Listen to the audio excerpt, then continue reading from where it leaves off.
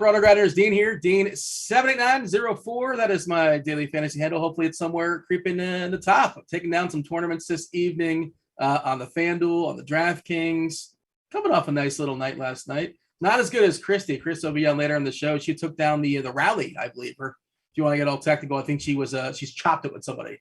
So yeah, 15K or 17K on Fanduel. So shout out to her. She'll be on Crunch Time tonight, along with Carty and Roth, taking you guys all the way up the lock.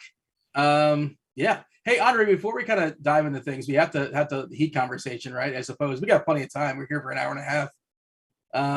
Yeah, dude, by the way, this show, collectively, I'm not going to say who and who, but collectively, the three of us have won $3 million tournaments, like banked $1 million. So congratulations, guys, all together as a team effort. Congratulations, Dean.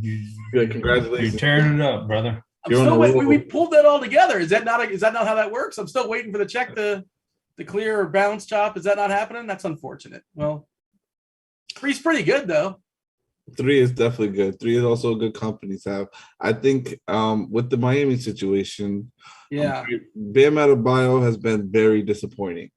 He was the key for them to win the last time they beat Boston to go to the NBA Finals, and he should be doing it this way. Victor Oladipo has shown up whenever he can to play and play well, but if you got to deal with injuries too at the same time with these players too, it's a lot. So I'm hoping that Miami saw what Draymond Green said last night, that they're playing Boston, and take that to heart and come back and find a way to get a Game 7, but. I don't know. I really don't know what's going to happen, but it's been a good season. That's all I can say. Yeah, the two of you're much more optimistic than I am, and when you're questioning things, I'm yeah. I mean, I thought Boston was going the series going in. I apologize to you and all the Miami Heat fans. I went to the last game in person, so I mushed it. But yeah, fellow Heat fan, it's possible. You never know. 8.5-point dogs. Vegas is not like us, and what Draymond basically said, it's going to be Boston as well.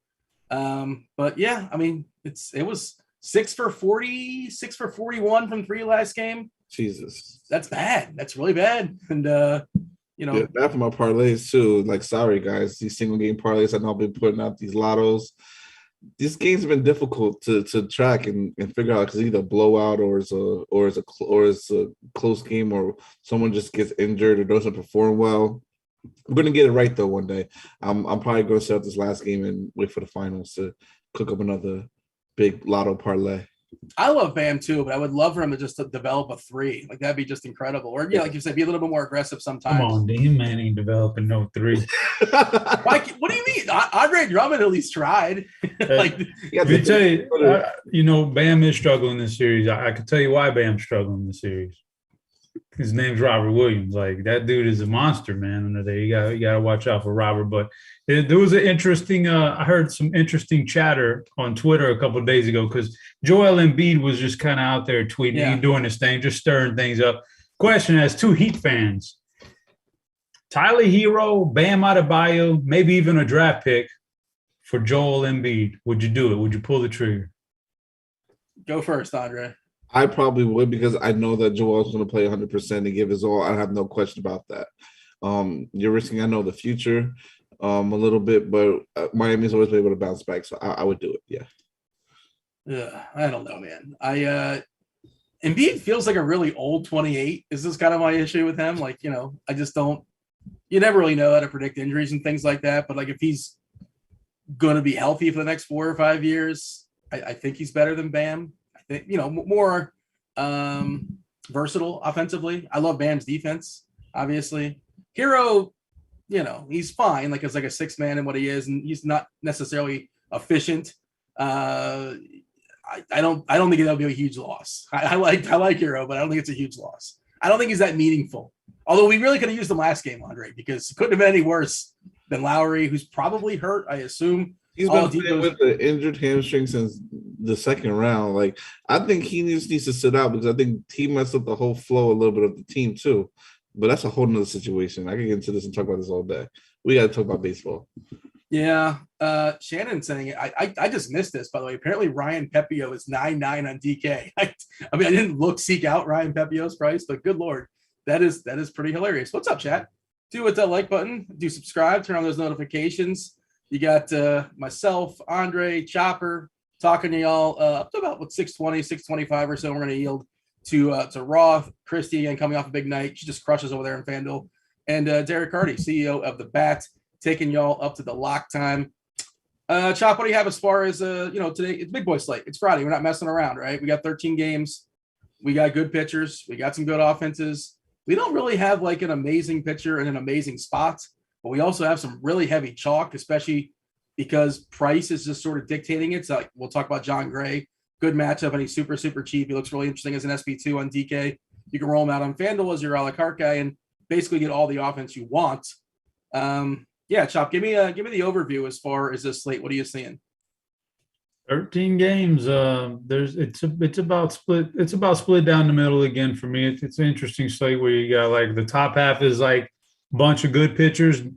I don't think maybe Verlander is the only one I classify as great, but I wouldn't even say he's great this year. Like his strikeouts are down, so as a fantasy guy, he's just not as good. But it's split. There's a lot of really good ones. I could go down the list, and then the other ones. Very stackable against, so it's just kind of split right there.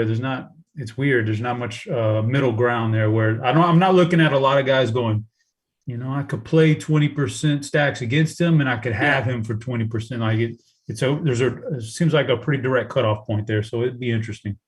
Chop, what's your boy Verlander up to? How has he just like stepped in? Like he hasn't missed baseball for the last 2 years. And, the K rate is down. And what's interesting in the slate, the biggest K rate as far as, I was talking about league Ks, and the biggest number on this slate this season is 29% for Garrett Whitlock. His issue is innings. We'll talk about him soon enough. But Verlander has come back, and I believe he's the number one guy right now currently in the sports books as far as Cy Young in the American League. It's like he never left. The Ks aren't what they once were, but they're still really good. And he's 39. Like, how has he been so good so far? Like, what's going on there? What's the secret in Houston? It's just Verlander, he's just really good. He always kept himself in shape. He did all that. And he's got a bit of a different philosophy this year. His swinging strike rate, unlike years past where you could just go out there and, throw a lot of pitches, work deep in the games because he would, go chase the strikeouts. He's pitching more to contact this year. His swinging strike rate's down to like 12.5%, super low. That's like 10.3 just this year. Yeah. Really? Okay. Yeah. That's super low, man, especially for him. So it's just a philosophy. I'm positive if he wanted to chase strikeouts, he could do that. I just think he's got a different kind of feel to him. Like he wants to be more efficient, get more contact, let the fielding do the work. So his bounce back is just nothing but work ethic, I think, man. Some guys got it and he's got it. So props to him, right? Unlike the teammate Lance McCullers, who still is not really, who just barely got on the mound after that forearm strain like 8 months ago. Right? He's still hurt. I mean, yeah, I guess he's always hurt. Yeah, it's the kind of the deal. He's always hurt, but I don't know. Some guys feel like some guys claim hurt when maybe it's just a little bit of pain. Sometimes you gotta fight through that pain. You know about that. You do shows sick all the time, right? You just gotta fight through that. I worked through COVID, man. Yeah, man, you do it. You're doing it, Dean. I don't know if I have the work ethic of Lance McCullers. I'm not claiming that for sure. I missed that curveball though. Sweet curveball with my McCullers. He's also on my season-long team. He's taking up an IL spot now. Like 7 guys hurt. I might have to drop him. We'll see. Don't drop him, Dean. Yeah, well, even if he comes back, he goes like 5 innings. When he comes back, he's going to be awesome down the stretch. Yeah, and that's the hard part is you need him for the playoffs, and who cares? Yeah, that's why I don't even care. Yeah, it doesn't matter. And you have other guys, picking up the slack, and Javier and Garcia. But who's the best one that I'm missing? Frambar Valdez has been awesome too. You're fine. You got plenty of pitchers there in Houston. Andre, ownership. It's again 26 pitchers starting tonight. Ownership is super condensed. On DK, we're looking at 41% on Shane Bieber, who hasn't been another guy coming back from injury. Like he's been good, like on the surface, but like the velocity is down. The matchup, of course, is obviously spectacular here against Detroit.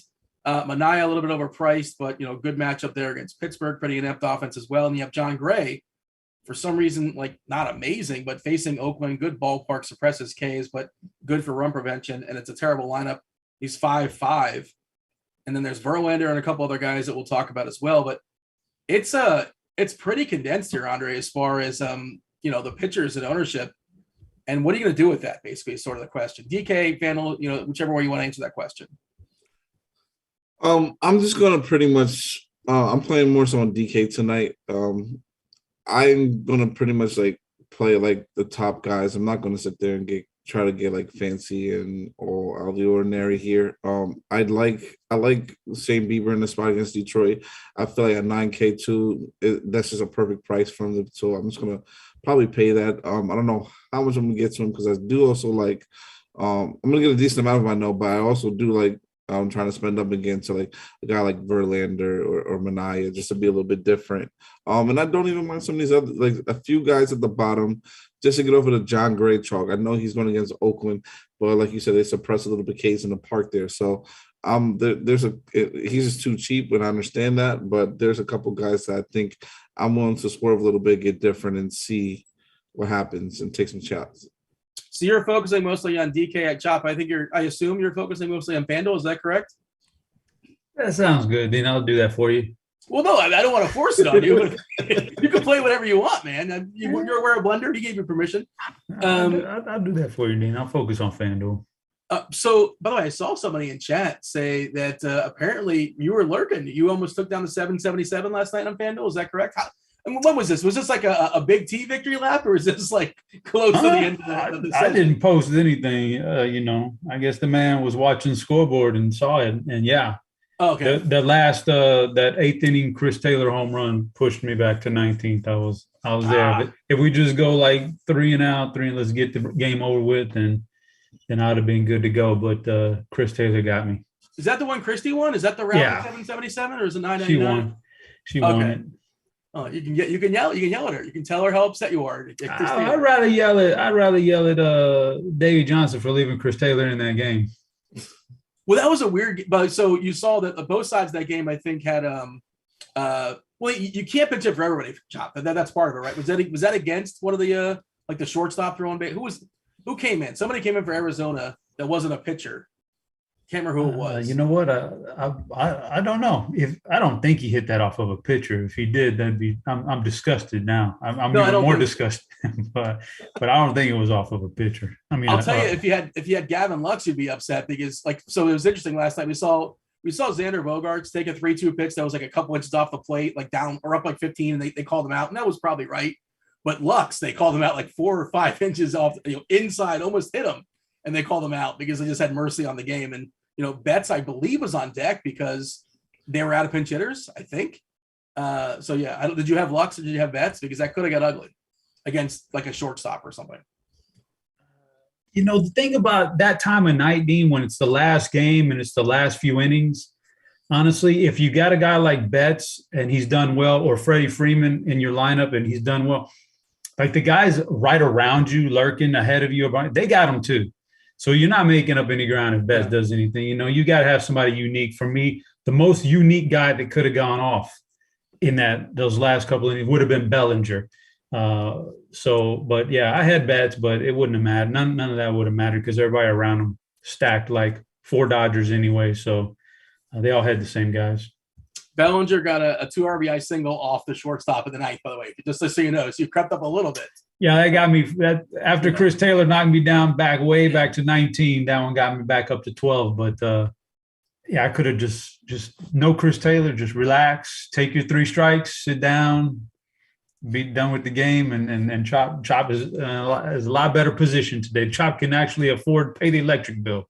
No, the bill's getting paid either way, Chop. Let's not kid ourselves. You're right, Dean, because I got solar on my roof, brother. I don't mess with the electric company no more. That must be nice, actually. I've heard good things. What was I gonna? So, by the way, Chris Taylor is like the 7th best player in the Dodgers. Why is that the guy you have to get out of the game?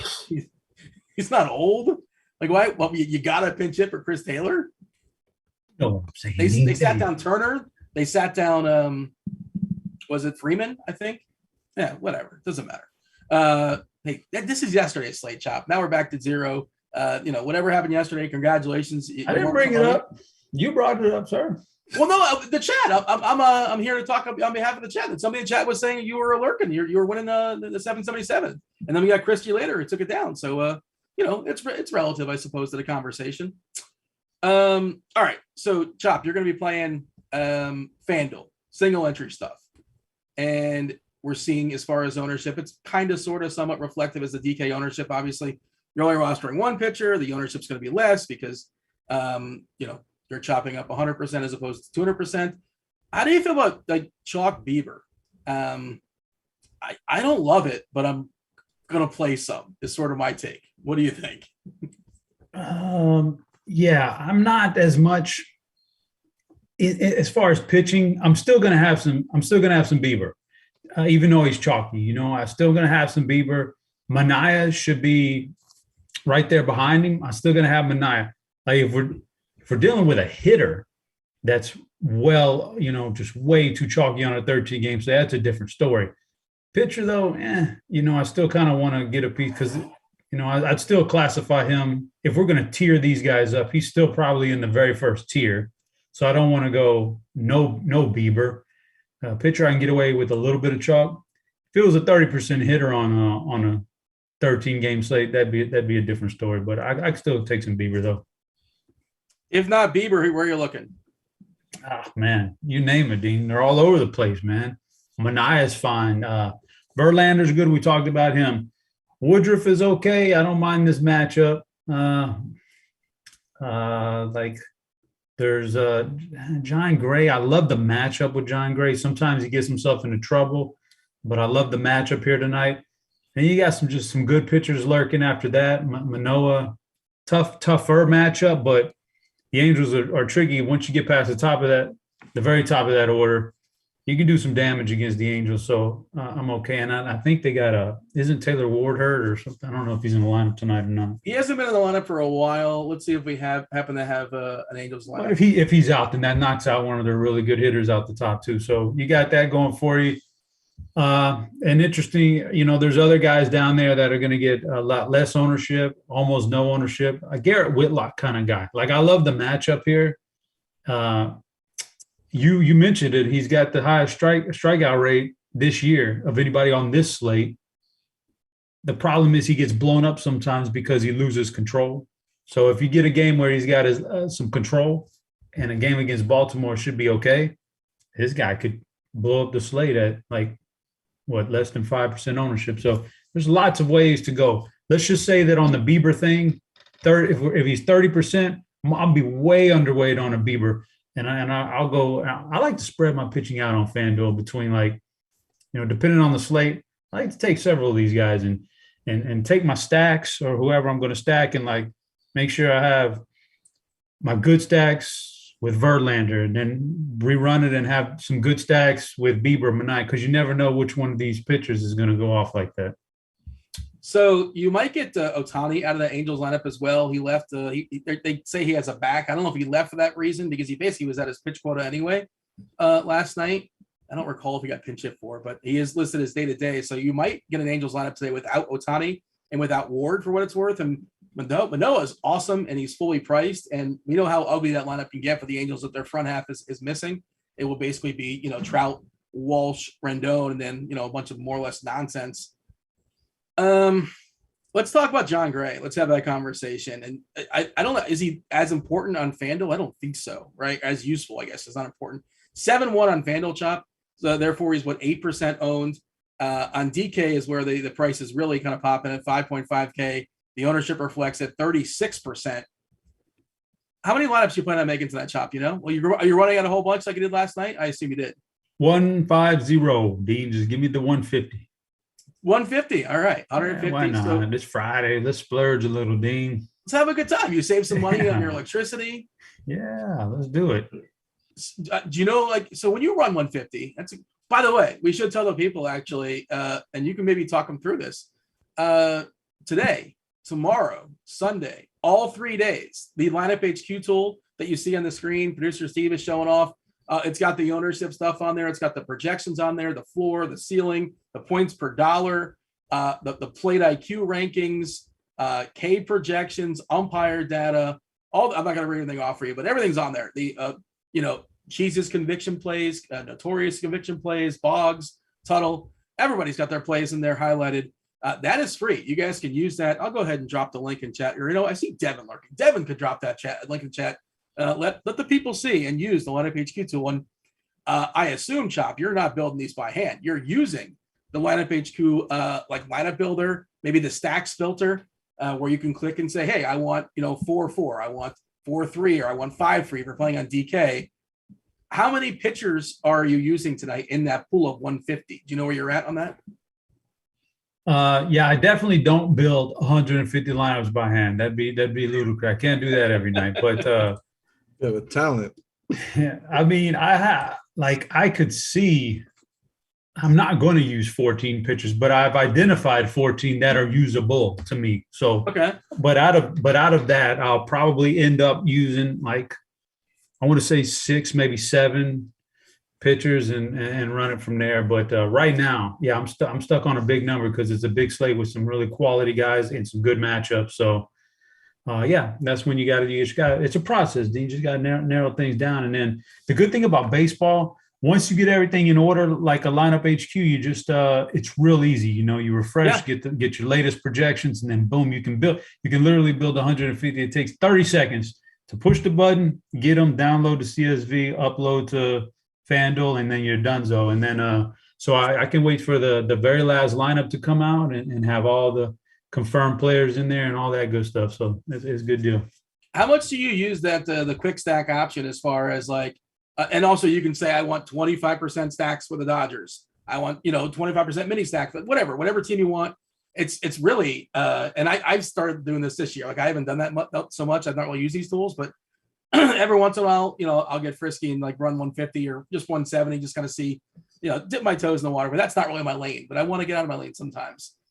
Chop, how do you apply that? Do you click the 4-4, 4-3, 4-2? I know you're also somebody that, sometimes I hear you talking and you say, I just don't want anybody in that team. You might X a team out. Or sometimes you'll say, I don't know if I necessarily need stacks. Like you don't have to have 4-4. Maybe you'll go 3-2 or 3X and just whatever happens, just give me some power guys. How are you attacking it tonight? What's the plan? Yeah, it's a good one. So there might be I might break it down into 3 segments. I might say with my first run might be no stack. I might not, if there's a stack, it's going to happen organic. It's because the projections led it there. I might not push in a stack, a quick stack or any kind of stack. And then I might go with my next 50. I might say, I want nothing but 4-0. And I'm the kind of I talked to a squirrel about this before. And he's like, he wants to go down there and he wants to hit every stack. Squirrel Patrol, right? Squirrel Patrol. Okay. Yeah. No, I don't talk That's to squirrels. Just a squirrel. Okay. No, Squirrel Patrol. And he wants to go 10% on every stack. He literally wants to do that, I'm not that. I want to X out a bunch of teams that I feel like this is going to be hard for them to be, the team tonight. So I'll narrow my stacks down, and then from there, my next 50 might be 4-0 with my good stacks that I really like. And then I might say, I got 100 now. I need my last 50. And this might be, well, what kind of night is it? On a night like tonight with all these teams and some good offenses, well, now I might run a 54 stacks with the teams I like. So, and then there's nights 6-7 games where I don't feel like there's great hitting, there's good pitching. I might go no stacks, just 150 with no stacks. So it all depends on the slate, but you can play it any way you want to with lineup HQ. Andre, I'm curious your approach. Same question and how you're applying that tonight. Are you running 20 or so in DK or 150 or what's the plan? We got a busy night and weekend ahead of me, so I'm only doing 20 max tonight. But typically I really would run like around 75 to 100 lineups a night. I mostly am a stack guy. I normally stack like fully like on DK. I'll run like a 5-man for the most part. Sometimes I run like 4 3s or 4 2s.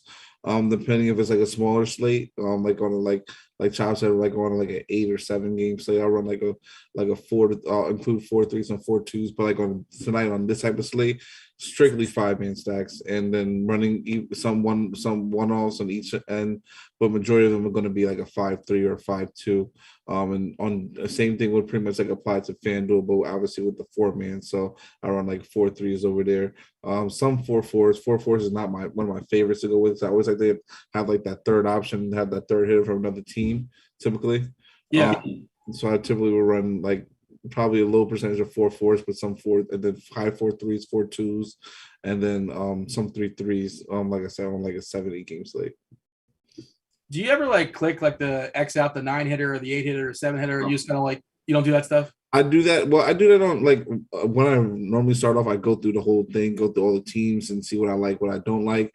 But then, but as I get like start narrowing down, if I like a team, I'm gonna just run that whole team because it does. Like I'll check if the 9 hitter is that bad, like for instance Maldonado, who we know never really hits the ball, but then when he does hit, it's a home run.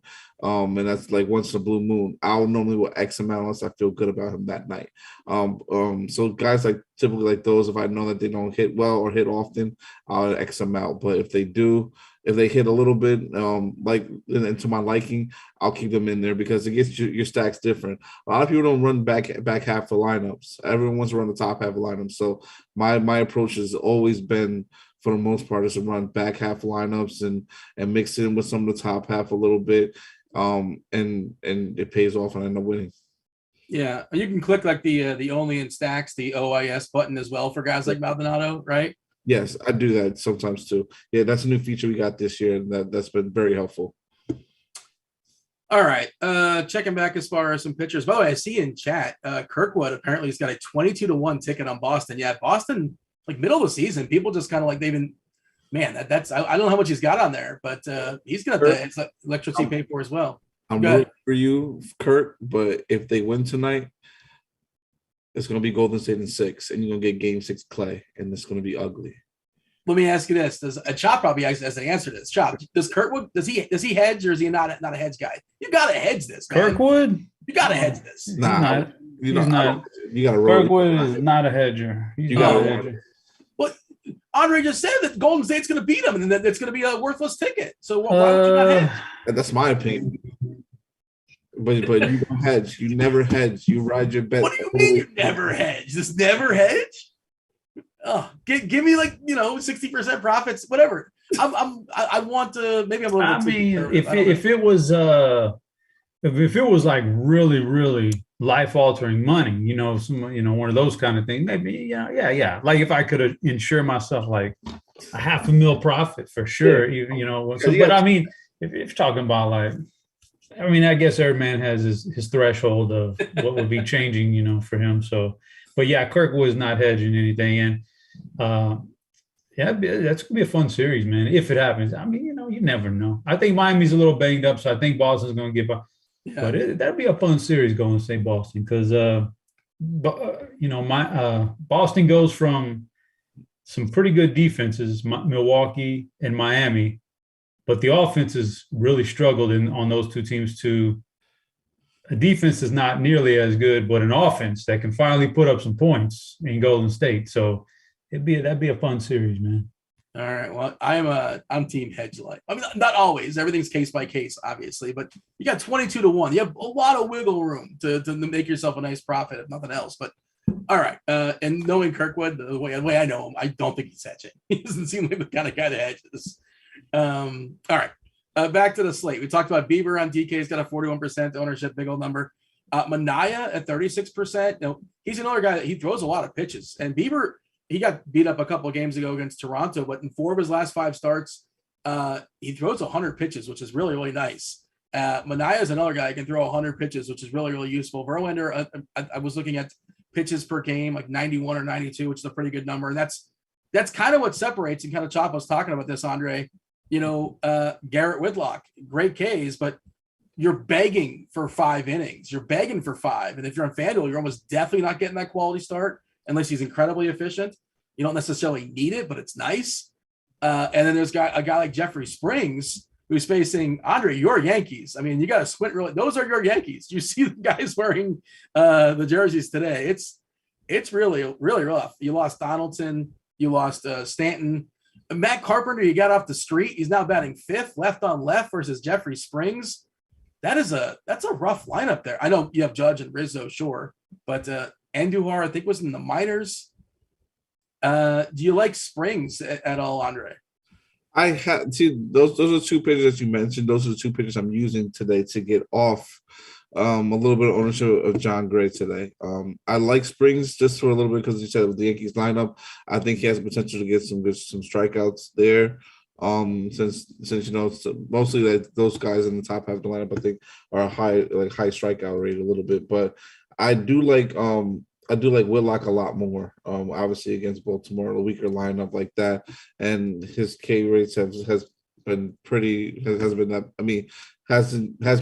this year at 29%. So like you said, we just want more innings out of him. But I think the matchup with Baltimore is just probably better. So I'm going to attack Whitlock probably have.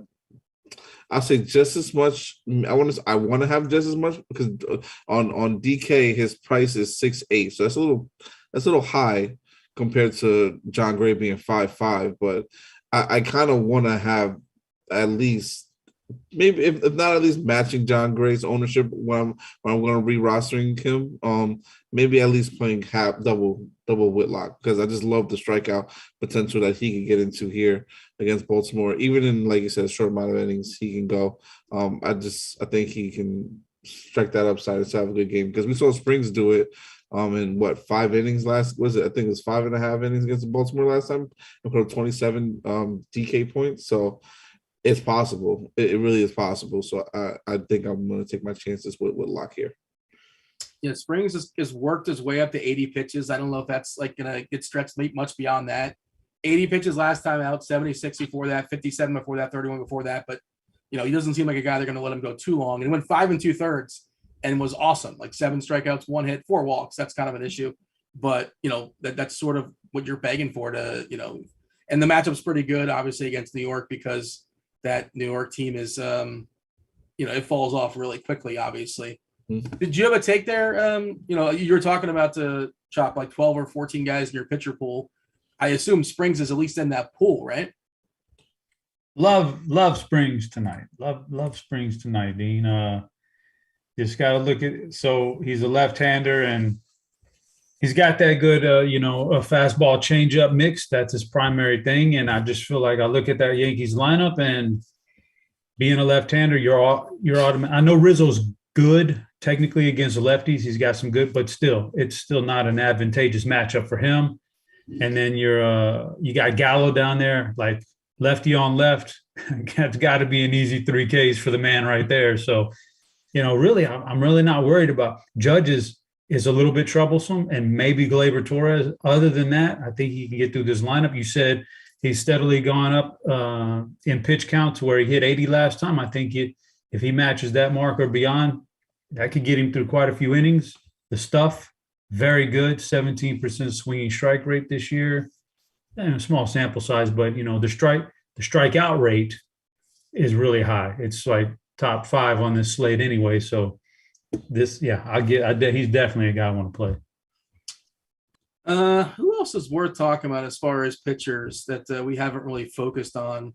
Trying to think. Bailey Ober's coming back. Well, he did have one second start back from his injury. I think he let him go 80 pitches or so last time. He's sort of fine. I don't really have a strong Bailey Ober take in the mix, Andre, but I don't think he's somebody I need. Like he's like maybe my 9th favorite pitcher on DK or something like that. Is that where you're at on him? Yeah, I don't have my player pool at all. I have about like 8 or 9 pitchers in my player pool today. So, and he doesn't make the cut for me. Who have we not talked about that's in your pool? I think Manoa I'm gonna have in there, but we mentioned him, but that's because the Angels lineup I think is a little bit weaker. I think he's also a way to get different off of Verlander. And I think that's it. Cause we talked about Manaya a little bit, he's a great option, and Brandon Woodruff against this. I'm nervous about him against St. Louis. That's just me, my personal bias, and I think last year he didn't play. He had some games where he got blown up by St. Louis. So, but I probably won't be on him as much. But he has to be in your pool because of the strikeout upside and him being one of the better pitchers in the league this year. Yeah, 3.13 Sierra this year. The ERA is high, 4.76, but you can argue he's been unlucky. The BABIP's a little bit high. The left on base a little bit high. It's a little bit too low at 65%. Home in the fly ball, nothing crazy, 14%. 28.7% Ks is good. 7% walk is not disastrous, but not great, obviously.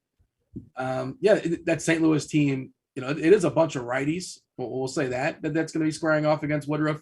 As far as his splits, we'll date it back to last season on the old Plit IQ. As far as lefties, he strikes out more lefties, 32.8%, 26.7% righties. Let's check out this season specifically, see if that's any different. This season specifically, 43% of lefties and 17% of righties. Is he like a known sort of reverse splits guy or like a splits neutral guy? I didn't know that if that's true. Chop, what do you have on Woodruff? What about him? Do you like him tonight? We're talking about Woodruff? Brandon? I mean, big time strikeout guy when he's got it rolling. St. Louis. Let me take a look at that lineup real quick. I think it's it's not bad. It's about neutral. So I think he's in the mix for he's definitely one of the top ones. He's definitely going to be a guy I'm going to have some in my lineups. Yeah, he's a good pitcher. Woodruff for sure. Yeah, we haven't talked about Woodruff yet. Yeah, he's definitely on the list. We do have a little bit. Lars Nootbaar is playing for St. Louis today, which is that's Family Feud board, right? Best names in baseball, I think, right? I think so. I mean, St. Louis is filled with them, man. Stormin, Norman Gorman. I think you're making that one up. Lars Nootbaar. Oh, come on, Dean. You don't tell me you ain't heard that nickname. It's not. Isn't it Nolan? It's not Norman. I'm pretty sure it's Nolan, and he's. It's Nolan. Don't get in the way of a good narrative. Well, I mean, that's a bad narrative, though. It's not a narrative that exists. Yeah, he's good. But so the only other guy that we haven't talked about that I would consider is Cookie. Cookie for the Mets. Oh, okay. For a second, I'm like, you're talking about Carrasco? Yeah, Cookie Carrasco. That's his nickname, Dean. Yeah, I was thinking of Cookie Rojas, like the old coach for the Marlins. Years ago. I don't know baseball. I only say that because I think anytime you have even a halfway, useful pitcher going against Philly, you take a chance on him just because Philly can really, be really bad offensively and strike out. They got a lot of high strikeout guys typically. Although I don't know what the lineup is today, so maybe they're making me look foolish, but. Typically, I look at Philly and say, "Who's playing against them?" I can get some of that guy. And Carrasco's been good enough this year, fair enough this year that I think he's only had two games this whole year where it wasn't really an acceptable outcome for you. The rest of them have been pretty good, so I can get behind that. Oh Tom, yeah, K-Ray. We have fabulous tools here.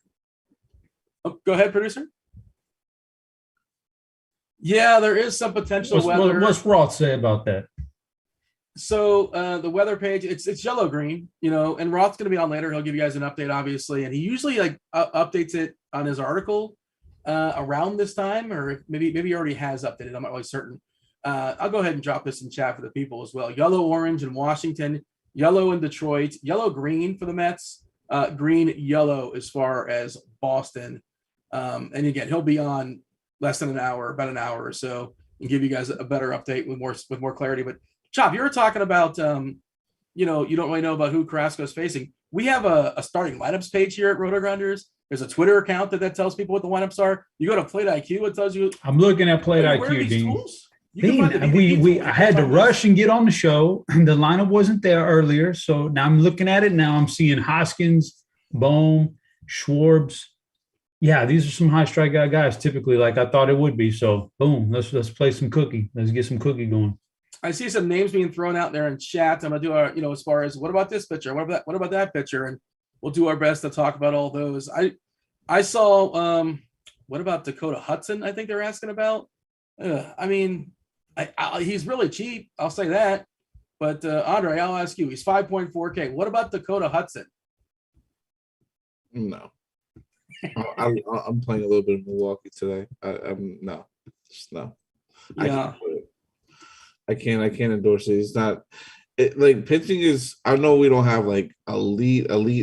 Like we have a lot of good pitchers on the slate. I don't think we should take a chance with like Dakota Hudson. I know he's around the same price as John Gray on DK, but John Gray is in a better matchup. I'll choose him 100% of the time over Dakota Hudson every day. Tony in chat says, any extreme umpires tonight? Well, here you go. I'm going to answer your question, Tony, but I'm also going to drop this link in chat, the Lineup HQ link. That tool is free. If you guys are just joining us, it's free today, tomorrow, Sunday, all weekend long. Have at it. Amongst all other things, the Lineup HQ will tell you about umpire stuff. Now, Friday night, you tend to get a bunch of new series, so the umpire data comes in a little bit later. We have most of it, and every once in a while we'll see it's different. Like the umpires are different, or they'll have different bases, and then they'll, it'll change once the series starts. They rotate clockwise or counterclockwise. I'm not sure which way it is, but it doesn't matter. Carrasco has an extreme pitchers umpire, as does John Gray, as does Bailey Falter, and Cole Irvin. Did I say that name correctly? Yeah, Bailey Falter. I don't think people are going to be playing him so much against the Mets, but yeah, so two extreme pitchers, both of them. There's no extreme hitters umpires just yet. Some umpires not officially known, but there you go. Get the link in chat. And also, I see TJ lurking in chat. TJ Zwarich, who was on the earlier show. Shout out to with TJ. Good home run call last night. Shout out to Spider-Man, I think it was, right? And Enrique Kike Hernandez, and I can't remember who else was called, but yeah, at least that one was a homer. I know a few days ago that Dave Potts, Jesus, go ahead, Christian Walker, who hit a homer, I think in the first inning. Any drama was gone right away. But TJ does have an article he puts out 2 times a week. It's kind of a melding of his 2 favorite things, DFS and superheroes. His Agents of Fantasy article. He's dropped that in chat. That is free. And also, if I can find it, there's a scores and odds article that's free as well from Keith Eister, who's been crushing it as far as his props. 36 and 21 in the month of May. He's got 5 pitcher props for you people, and that's free. Of course, scores and odds are a premium product. There's all sorts of other stuff. You can get yourself 3-day sample size. Sign up for 3 days for free.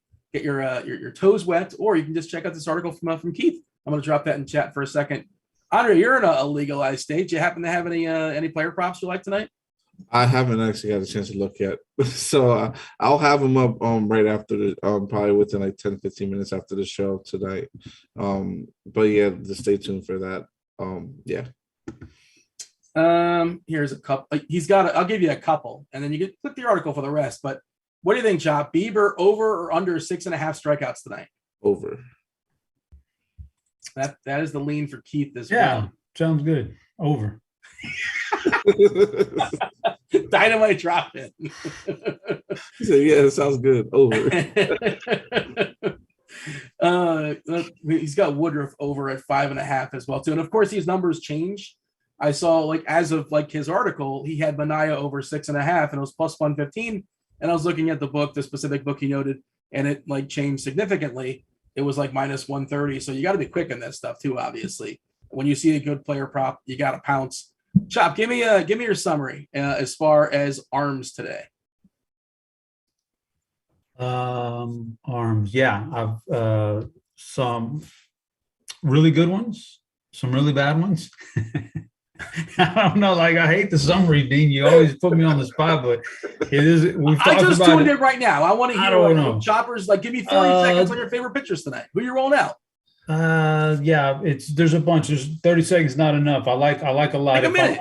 Bieber, Verlander, Woodruff, Gray, I think are all fine up top. Manaea, I like them all up top. I could even go down there and stretch some Jeffrey Springs, Garrett Whitlock.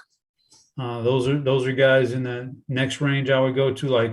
There's several. Like I said, I'll be dispersing my ownership between about probably 7 guys tonight. So I like those 7. And then there's guys hanging on that might not even make the cut, like Manoah or Cookie Carrasco or somebody like. So it's gonna be a spread out for me, is what I'll say, because I can't pick anybody that I think, wow, this guy's drop dead, the easiest play on the slate here. So let's do that. So no, it's going to be spread out for me.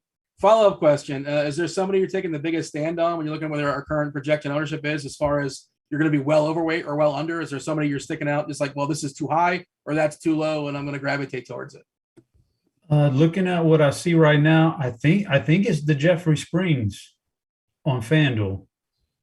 I think he gets a little, you can only use one guy. So obviously you're going to want to put in those big names first. I think he gets lost in the mix a little bit. And I'll definitely be well overweight on him against that lineup I'm seeing out there for the Yankees. We're seeing 2% on FanDuel. So even 8% is well over, right? Yeah. And so I'll be like at least a good 5 times the field, at least. Maybe more, Dean. I don't even know. Yeah. The only question is I don't know how much savings you need on FanDuel, right? But sure.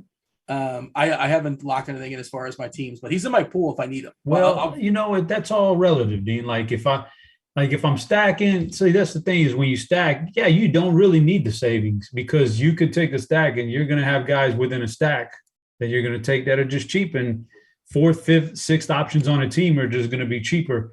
But let's say I don't stack tonight, which I'm going to stack some. I'm going to stack plenty, but let's say here's the thing. I might go with a bunch of 4-0 stacks, right? 4-0. Okay. Those one-offs, man, if I have a cheaper pitcher and my stack is affordable, my one-offs can be just the drop dead nuts, man. I can take the Trouts and all those kind of guys with my 4 one-offs, and that's always good. And by the way, I picked up on what Andre said earlier about DraftKings and all the stacking.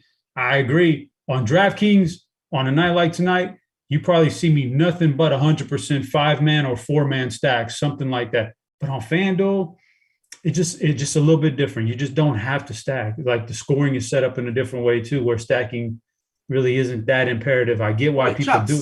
The scoring on FanDuel is more advantageous. It encourages you more to stack on FanDuel. No, it doesn't. It's more advantageous on DraftKings to stack than it is on FanDuel. Yeah. Andre?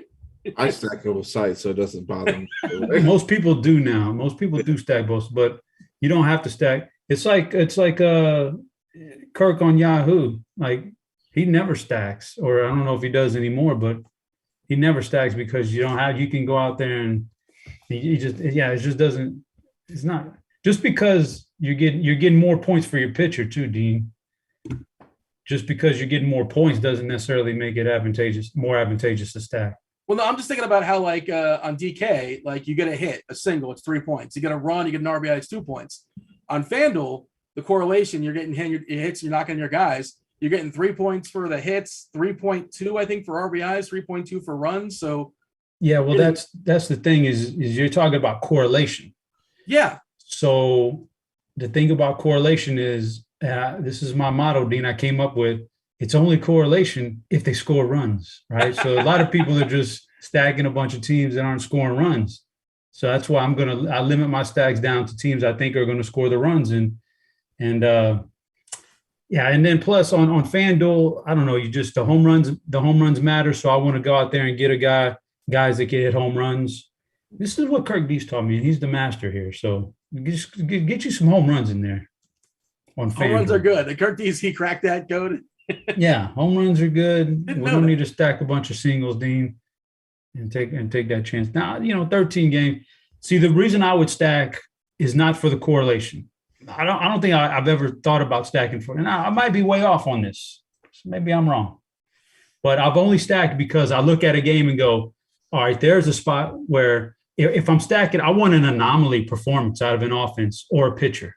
A pitcher to just be having a terrible day. A bullpen, a couple guys out of the bullpen, a terrible day, and it all adds up, and bam, there's 10 runs. That's an anomaly. That just doesn't happen that often, especially this year. I want an anomaly performance. That's why I'm stacking. I'm not stacking because, well, geez, if my guy's on second and I get a single here, I can get the RBI and the run, that helps. But I can get an RBI and a run out of anybody. Like if I just got to find the player and get the RBI and the run. They all count the same. I don't want the correlation. I want the anomaly of a big performance out of that offense, and that's what I need to see. By the way, bump up Verlander.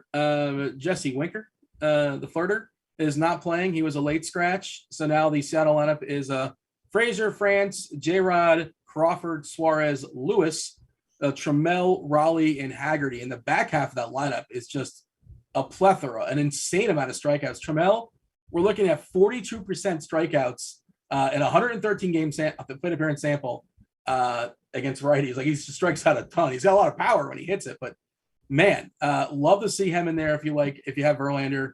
Haggerty at 31%, Raleigh at 36%.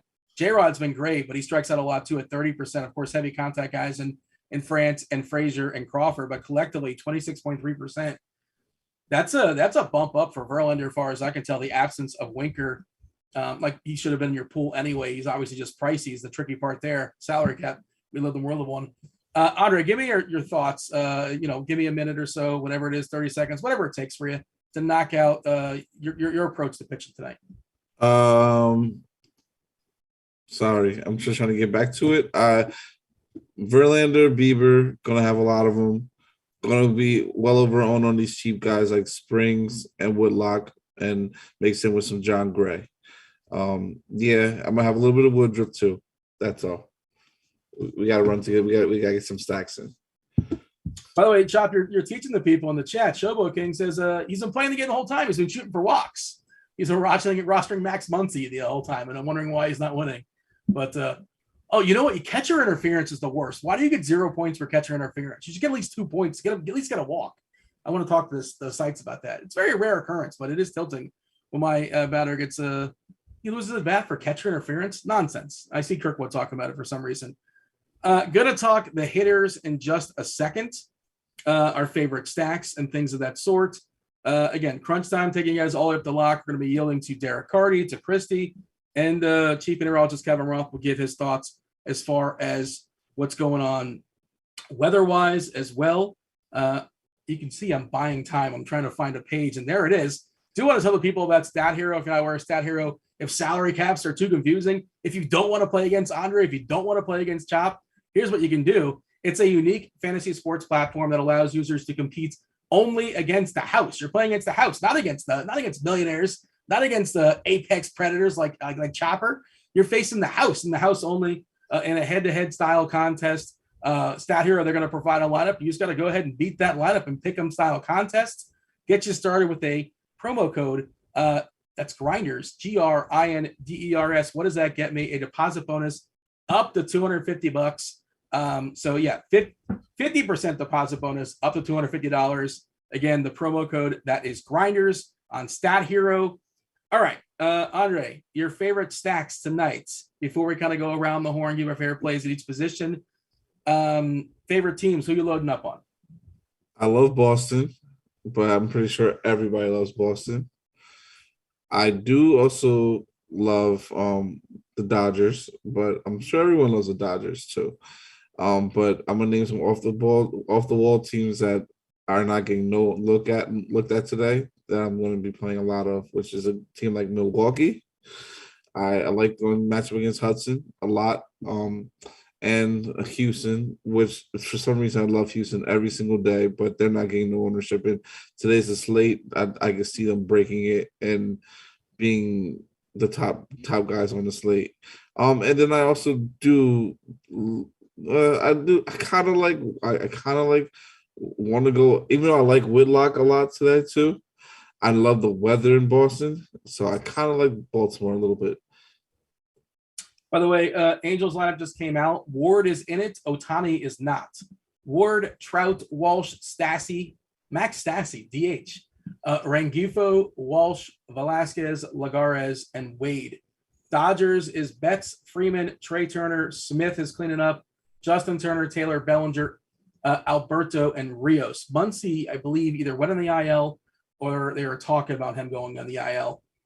Just some updates as far as some opposing lineups. Chops, your thoughts as far as favorite stacks tonight? Oh, I'm sorry. Are you sitting down, Chopper? What you got? You're not going to believe it. And whenever you're on the show, you know who doesn't play baseball for whatever reason? Your boy. No Jack. Oh, what? What? John Birdie's leading off with the Marlins, and does that bump Ian Anderson into the conversation of relevance? It definitely hurts the Miami stack. Yeah, that's their best player, man. Yeah, that hurts. That hurts that stack. Let me take a look at that lineup real quick. That's kind of scratches them off the table for me. Birdie, Cooper, Soler, Joey Wendell. Yeah. Look at these DHs. Jesus Aguilar, Brian Anderson, Stallings, Jesus Sanchez. Wow, all the way down in the 8-hole, man. And then Miguel Rojas. Yeah, that's I thought they were kind of interesting, just on the outskirts of stackability, and now I'm not liking that at all. I don't like that lineup, so I probably they won't. But their opponents I do like quite a bit. So Boston and the LA Dodgers are obviously big time at the top there with those team totals and those matchups and those offenses, red hot, especially Boston, but LA too. So you got that. That's going to be your chalk spot right there. So if I was going to get different, I think Atlanta might kind of fly under because of those two teams getting so much. I do like Atlanta against Rogers tonight. They fit a lot of the bill for me that I like. And, Minnesota is okay. No Buxton.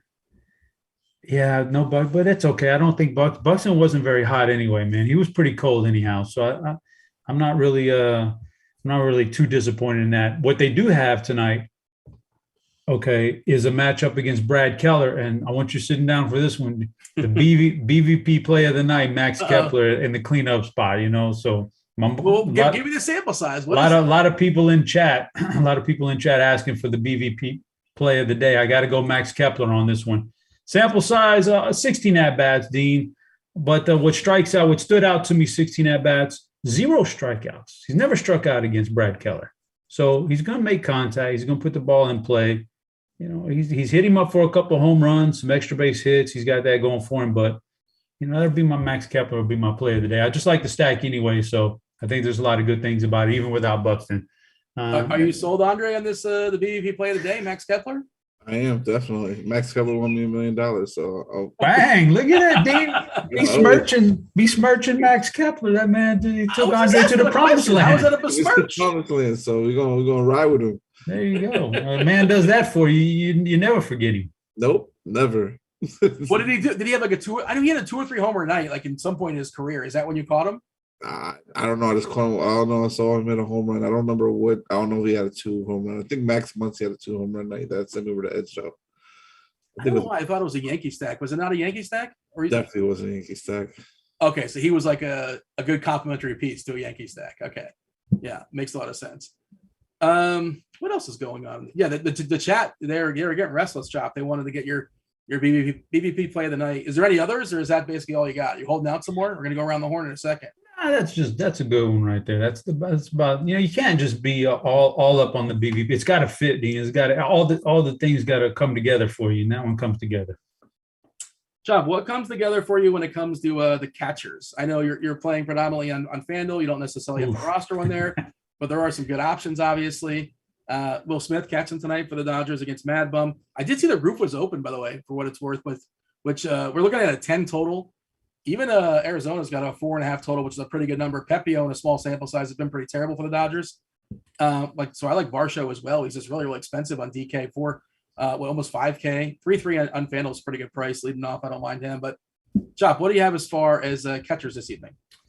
Well, the two that so yeah, you're right. On Fanduel, I don't have to. And a lot of times, like Andre was talking about earlier, leaving the number 9 hitters in there and all that. Sometimes I'll go through on Fanduel and I'll look at just the number 9 hitters. I'll say, well, who's the number 9 and the catcher? Because I don't want that guy in my player pool. Like I'll scratch, I don't have to take catchers. So I'll just leave the good ones in. But the guys who Gary Sanchez and Travis d'Arnaud were the 2 guys that I kind of like at the catcher position. I think they're moderately priced on both sides.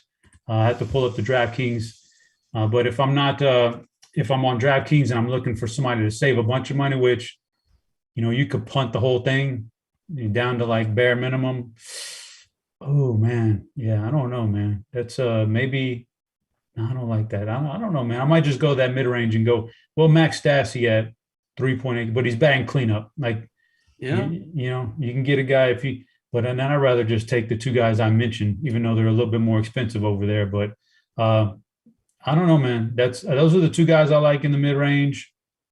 That's what I'll play. If you have to punt it, you can go down to Herrera, Arizona Herrera, batting ninth, but that's about the lowest salary I see that's confirmed in the lineup that has a decent matchup. So, I mean, if you were going to punt Herrera for Arizona, but I'd stick with Sanchez and Darno. I think they got good matchups and they're batting in a great spots in the order. And I like the team stacks anyway. Yeah, Garver, decent price on DK, 3.8K. The ballpark kind of stinks. We know how historically he smashes left-handers. Vasquez a 3-1. I don't hate on the Boston side. Varsho and Smith are seeing the most ownership according to what we have on DK, which is kind of surprising just because they're expensive, but you can also get them pretty easily with many of the pitchers we've talked about. By the way, it's currently 103 in Phoenix, and it will be 101 at 7 o'clock and 95 at 10 o'clock. And again, the roof, last I saw, expected to be open there in Arizona where the Dodgers will be facing Mad Bum. What do you have here, Andre, as far as catchers?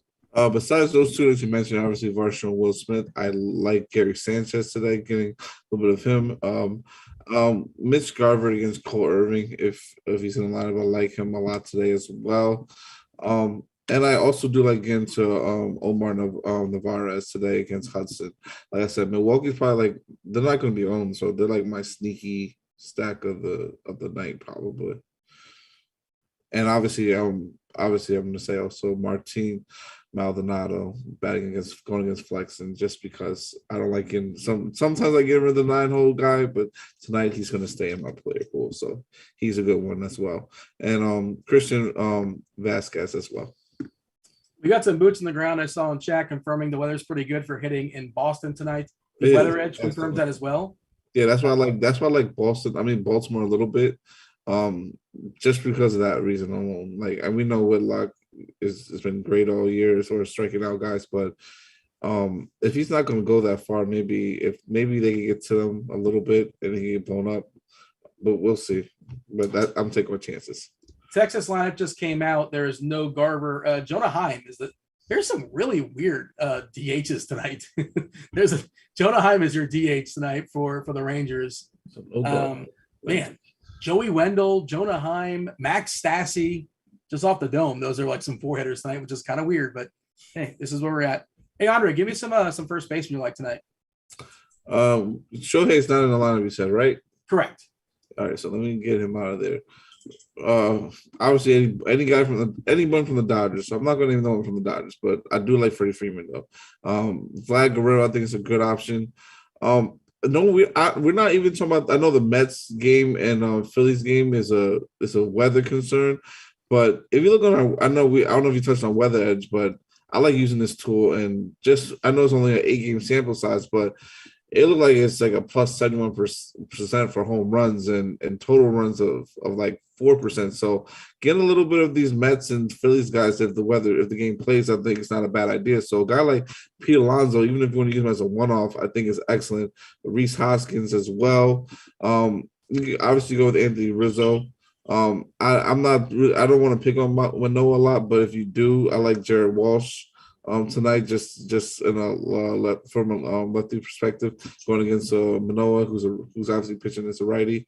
Mancini, just because the weather's great in Boston, I love getting a little bit of him. And Rowdy Tellez going in the part of my Milwaukee stacks. It's something I'm going to love having tonight a lot of. We have TJ Zwarich hanging out in chat. I'm not sure if he's consulting Spider-Man or not today, but he always. He's in the show. He likes to encourage people with the like button. And why not? Hit the like button. That's the first thing you should do when you're logging on. Hit that like button, subscribe, turn on those notifications. All that good stuff helps us keep the proverbial lights on, solar or not. I'm going to put TJ on the spot and Spider-Man on the spot. If we get and TJ, you let me know when we get it. You'll unleash it in chat. You'll tell the people. Give me a Spidey bomb if we hit 60 likes, 65. What's a good number? TJ will set it. He'll set it in chat. Just hit it and we'll knock it out. And TJ will give you somebody's going to bang out a homer tonight. Chop, who did Andre not discuss? Who do you want to put the highlight Yeah, he discussed a lot of good options. Pete Alonso and Christian Walker stand out for me on FanDuel as guys that I can get behind tonight, in addition to some of the guys he said. So I like the matchup for the Mets. I didn't mention them, I don't think, as a stack. I think they're very interesting, even though I don't particularly, it's not a full strength lineup, but I think they're very interesting. So I like them. And I like Arizona. Some of the pieces in Arizona, Christian Walker being one of the main pieces. Those are the two guys that I really like. You got pretty good prices on FanDuel, right? I think the FanDuel prices in Arizona are a little bit better than DK, if I'm not mistaken. Yeah, Varsho 3.3, Walker's 3K, Marte Cattell is 3.2. Yeah, I think they're a little bit more appealing on FanDuel, and that's where you're focusing on. Chop. On DK, of course, you can play him as well. But and again, Pepio has been small sample stuff, but has not been spectacular, obviously. All right, let's hit up the second base. Chop, you want to start it off for us? Sure. I think the names that'll definitely come up the most: Trey Turner, a lot of Dodgers, but Trey Turner there, and Trevor Story being. I mean, some guys don't believe in hot streaks, but man, Trevor Story's on a hot streak right now, so you got to play a little him. I like the stack against Keller, so Polanco's fine. And the only other guy that I highlight was Segura against Carrasco. It's a pretty good matchup for him. So, if you wanted to go that route, even though I kind of like Carrasco, there's also, it's Philly. They strike out a lot, but they hit a lot of power too. So if you want to stack them, you can definitely stack them. And Segura would be a guy I like within a stack. Albies is one of my favorites historically. Switch hitter, better from the right-hand side versus lefties. Trevor Rogers, the lefty in the Marlins mound. He's got a pretty big split. So, yeah, I like Albies a good bit. One of my favorites. Swanson leading off, by the way, for what it's worth there as far as Atlanta. They are without Acuna, but I still like that Atlanta lineup. Late scratch yesterday, Azuña is he's back in the lineup. So it's a little bit weakened. Olson's buried in the 6 hole, left on left, but he certainly can hit his homer in the 4th inning or 5th inning or 6th off the bullpen, or even against Rogers. Wouldn't shock us. Plenty of power there. What do you have here as far as second base, Andre? Like Jose Altuve, Polanco, love him today. Cattell Wong is someone else I'm going to be rostering a lot of today.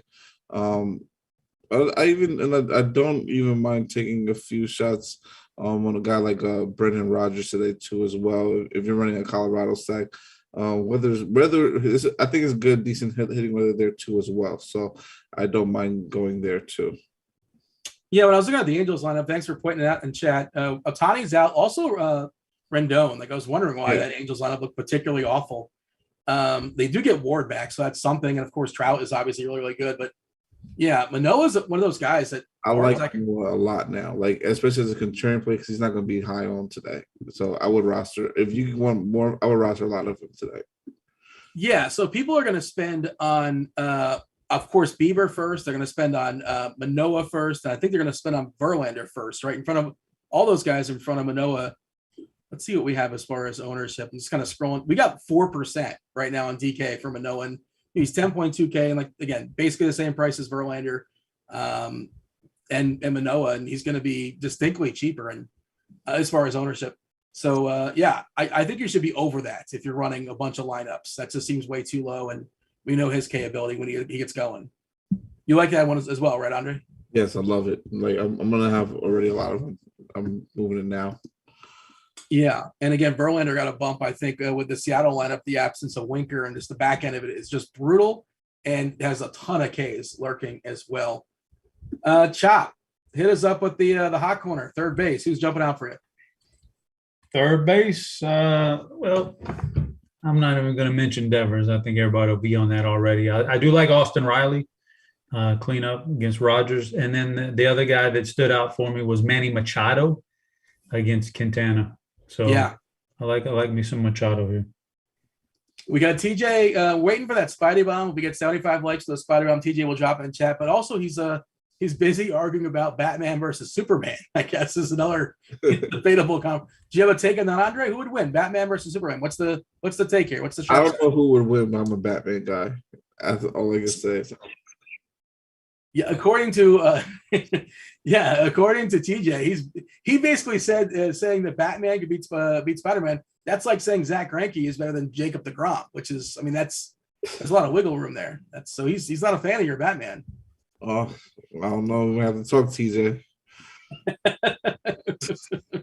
Dean, Yeah, what's up, Chop? are you going to be binging Stranger Things tonight? I did not. I didn't take to that show. Oh, that's a hot take, Dean. That's a hot take. I didn't take to it. Like I didn't. I watched like the first 5 episodes, and I'm like, this is okay, I guess. I don't know. I thought the music was kind of cool. I like the music. But I didn't. I don't know. I just didn't. Did you like it? You love it? You're a big fan. I wouldn't say I love it, but it's watchable show. So yeah, I'm looking forward to seeing some episodes tonight. There's so many good shows though. It's like there's a lot, Dean. I can't even. I have so many on queue. I can't even get to them all. Yeah, that HBO show, the Baltimore, not The Wire. The guy that wrote the Wire stuff. Like what? Oh yeah, that's a good one. I'm like 2 episodes into that. We own this city. Yeah, there you go. Like that's a good one. Yeah, it's there's just so much good stuff out there. You know, Better Call Saul just finished, but yeah, man, I don't know. Did you watch this, Andre? What he's talking about the Stranger? I know it's popular. Stranger Things. I have not had a chance to even start it. I've been trying to like get around to watching season 1 for a long time. I know it's only season 4 now, but I probably will eventually. There's so many other shows I'm like still behind on. Like a guy like me, I love like the show like The Resident, Law and Order SVU, Chicago Fire, Chicago PD. Like all those type of shows. So, and I just have a long list that I have to get caught up on. I know that for sure. Donnie in chat is mentioning the next thing I have to watch, the new Carlin documentary. I love Carlin. He's my guy. And it's like 4 hours or something like that. I think Judd Apatow was the producer, HBO Max. That's the next thing that we have to watch because, yeah, that should be interesting for sure. All right, we got to move on. What position were we in, Chop? We were talking about third baseman, right? I'm going to throw Andre. Did you talk about third base? I don't think you did, right? I didn't know. Jose Ramirez, Alex Bregman, Ryan McMahon. Those are like some of the top guys I like. Some of the bottom, some of the guys that like I think I'm gonna go a little overlooked. Eduardo Escobar. I like him. If you're gonna go with the Mets, if you're going with the Mets tonight, I do kind of like going with guy like Bobby Witt Jr. That's a one-off. Against Ober, but that's really it. Other than that, not really getting to no one else here. If you want to, because he's 2K and because he's back in the league and he plays for my home team, roll out Matt Carpenter. By all means. But I don't recommend it. Do you see his mustache? I didn't recognize him. I'm like, that's Matt Carpenter. He looks so different. I saw the picture yesterday. Yeah, man, he looked like. He's like Don, looked like Don Mattingly high, basically. It's amazing what this has come to. Did he have a mustache for St. Louis? I don't remember that. Maybe it's the whole like Nestor Cortez thing. Maybe you think like that's going to rub off on a kind of a revival for Carpenter. He probably want to shave it all because I know that's what you have to do when you're with the Yankees. You have to either cut it all off or I think you can have a stash. It's kind of silly, right? That's kind of an archaic rule, isn't it? Like I think so, but hey, who am I? I'm not a baseball player, and I couldn't even play for my own team because I couldn't do it. Derek in chat said Carpenter had a full beard. I don't remember. Well, did he have a full beard at the end of his days for St. Louis, or he's just? I guess he was just chilling. He had a full beard. I'm correct. Yeah, I don't remember that for some reason. But all right, I don't remember any hits either. All right, you ever think about growing a mustache? No, I can't. You know what they call them, Dean? It's called a flavor saver. Jesus. It's called a flavor saver. You can get you a mustache, Dean. Chop, I have Urban Dictionary too. I know what that means. you might look good in a mustache, man. Seamless segue to shortstop. Oh boy. Chop, you want to knock out the shortstop for us? Just, besides the obvious, Turner, Bogarts at the top of their story, and those guys, the two guys I'll mention that probably not as obvious, Lindor within that Mets lineup that I like. Mm-hmm. And I love Dansby Swanson against a left-hander, moved up to the number 1 spot tonight. That'd be one of my guys right there tonight. Sounds like Atlanta's one of your favorite stacks. What? No, if you don't like Atlanta. You're saying you're making 150 lineups tonight, right, Chop? Yeah. And you're using the lineup HQ tool. You're building some lineups. Again, if you guys are joining us now, the lineup HQ tool is free today. It's free tomorrow, and it's free on Sunday. I'll go ahead and drop that link in chat for you guys. We get people sprinkling all throughout the time. If you heard us say a couple times throughout the show, my apologies, but we want somebody just tuned in 10 minutes ago to also get to use the lineup HQ tool. So Chop, if you're using that, what number do you put on Atlanta? Like, I want to get this many Atlanta stacks. What percent? It's kind of a tough question, because like I said, I'll break up the lineup building into different segments, maybe 50 at a time, maybe 40 at a time. So when I go to do my 4-man stacks, I'll definitely want to get 20% Atlanta stacks within that group. They may also pop up later on in other builds, but when I'm just talking about just my stacks, I want to get 20% of Atlanta tonight. By the way, Roth is tweeting out about weather right now. I want to see if I can pull up those tweets in a second, or maybe updated his article. Because some people in chat are saying whatever Roth said was not optimistic about Detroit. Again, Roth will be on in about 15 minutes and give some clarity. Maybe get a bigger picture or a clearer picture as we close in on lock time. Andre, your thoughts as far as shortstop? We'll jump into the outfield. We'll give out our favorite stacks. We'll talk about some homers, whatever's on chat's mind until crunch time comes in about 10 minutes or so. Shortstop first. Well, Chop pretty much named all the guys. Well, the guys I was going to mention as far as Swanson and Lindor. So I'll go with a couple of the guys I do like, which is like Carlos Correa, Corey Seager, and Luis Urias. Those are the other 3 guys I'm going to mention. Besides like Bogarts and Turner, that I'm going to probably try to roster a lot of tonight. I love Urias in this spot against Hudson. Think he has a chance to have a big game here. So Roth updated his article. I just dropped it into the YouTube chat. Well, he's got orange yellow for Cincinnati. We don't care about that game. That's a 6:40 game. But Washington is yellow orange, which I think has gotten worse. Detroit looks even scarier at orange yellow. The Mets yellow green, which seems reasonably optimistic. Again, read through this stuff. I'm not going to read the blurbs for y'all, but I just dropped it in chat for everybody. And Boston is green yellow. Winds out to left center around 10 miles per hour. So we talked about how there's some pretty positive weather in that game for hitting homers, from hitting baseballs pretty far. What do you have, Andre, as far as some of your favorite outfielders tonight? Outfield. So bear with me because I'm going to go through a list. Nah, I'm not going to go through a whole. Go for it, man. Whatever you got. I like Juan Soto a lot go against Gomber. Obviously, when it comes to Boston, Kiki Hernandez, JD Martinez, some of the guys I definitely do like. My favorite guy who's going to be like 2% owned, who was definitely going to hit a home run tonight, probably even have maybe 2, is Jordan Alvarez, one of the best hitters in baseball. I love him tonight against Flexen, so I'm going to roster probably a lot of them.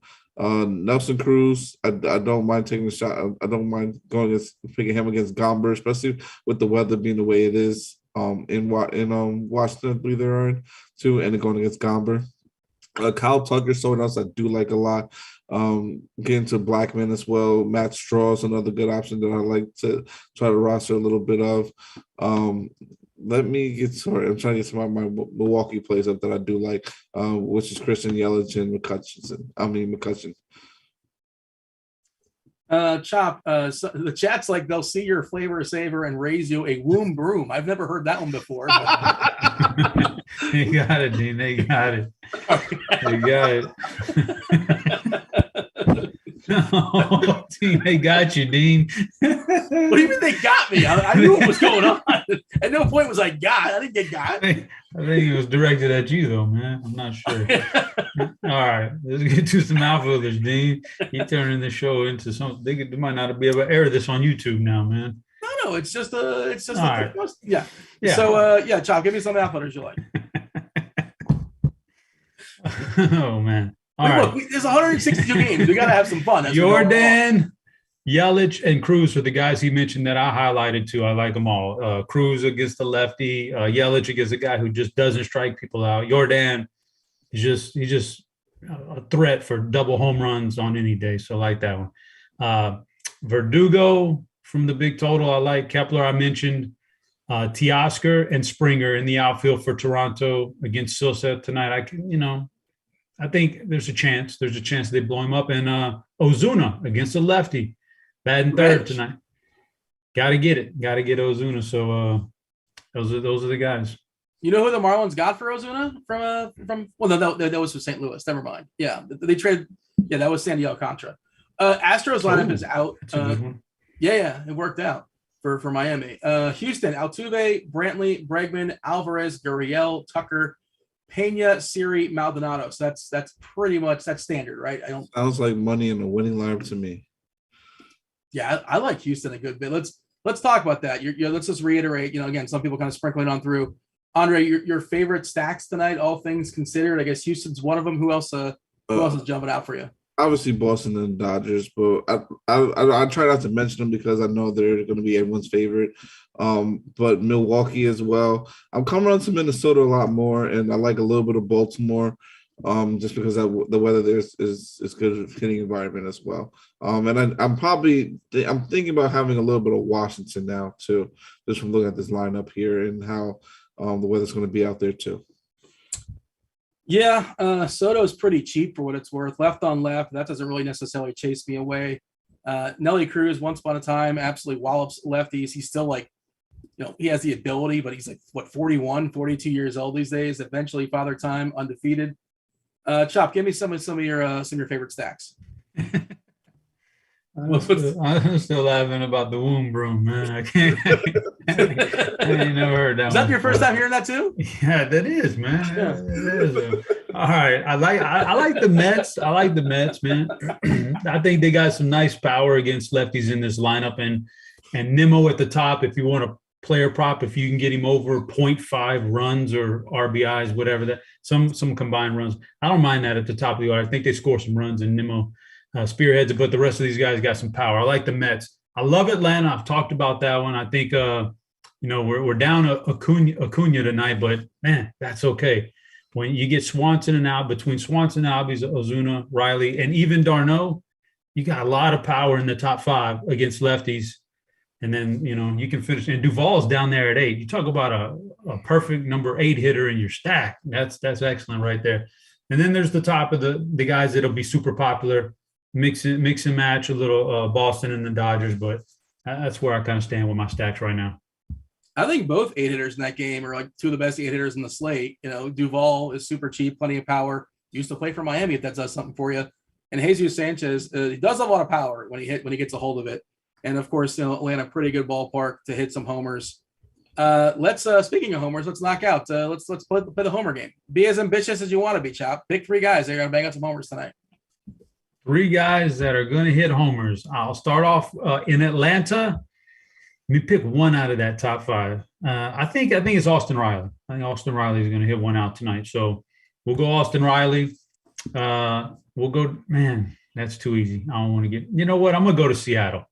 I'm going to go to Seattle, and I'm going to take the Houston side. There's some really good possibilities there for Houston, but I'm going to go down to the number 7 spot, Jeremy Pena. Yeah. I feel like he's going to get something. He's just got a lot of power in his bat. I think tonight's a good night. And then the other guy, I'm going to go to the New York Mets. I like this matchup for them. I like a lot of things about it. There's a lot of good hitters in there. So I'm going to pick the one that's kind of off the radar, Mark Canha, against the left-hander. All right, Andre, see those homers and raise them. What do you have? All right, so I'm gonna go to my favorite, one of my favorite low-owned teams in Milwaukee, and go with Rowdy Tellez. I think he's gonna hit a bomb tonight at the park. And then I'm gonna take it to Houston as well. I'm not gonna say Jordan, but we know he probably likely is gonna hit a home run. But I'm gonna go with a guy who gets a lot of hits, but doesn't hit home runs for Brantley. Yes. We're going to go Michael Brantley today. I like Kyle Tucker as well, 2. And then I'm going to give one more, 2, just for I'll take it, and I'll go with another. Actually, I'll go with a little bit one that's going to be probably off the board a little bit, too, I think. And I want to go to I want to go to Boston. I like all these guys from Boston, but I think I'm going to go – I want to say him, but I don't know. I was going to say it anyway, Jackie Bradley, the speaking into existence. I think Jackie Bradley's going to hit a home run today, even though he really hasn't done much this year. But Jackie Bradley's going to call. All right, Crunch Time crew is knocking on the door. Do we have Chief Meteorologist Kevin Roth? I believe I just saw him tweeting. Well, I know I saw him tweeting just a few minutes ago. That was not a figment of my imagination. DerekCarty, CEO of the Bat, coming in a second too. Chop, you always like to get into it with Carty. You got anything for Carty? You got a minute or so? Where's he at? I don't see his face there. It's gonna be popping up in a second. Give it some time. Let it happen organically. I think he's popping in. I can't get into it with him if he's not here. You know what? We'll take this time and congratulate Kristi. Kristi taking down the rally last night. What's up, Kristi? Congratulations. Hey, thanks, guys. Good to see you guys. Happy Friday. Likewise. You know what's going to make you feel any better? Do you know who you knocked out of first? Do you know who was in first place before Chris Taylor hit that home run? I do. I know Chop was right up there. I was not in first. No. He was up there. I saw. Yeah, he and TJ both had some great lineups. Chop's got to buy Sam's Choice this week, I think, now. Is that what's going on? Times are rough.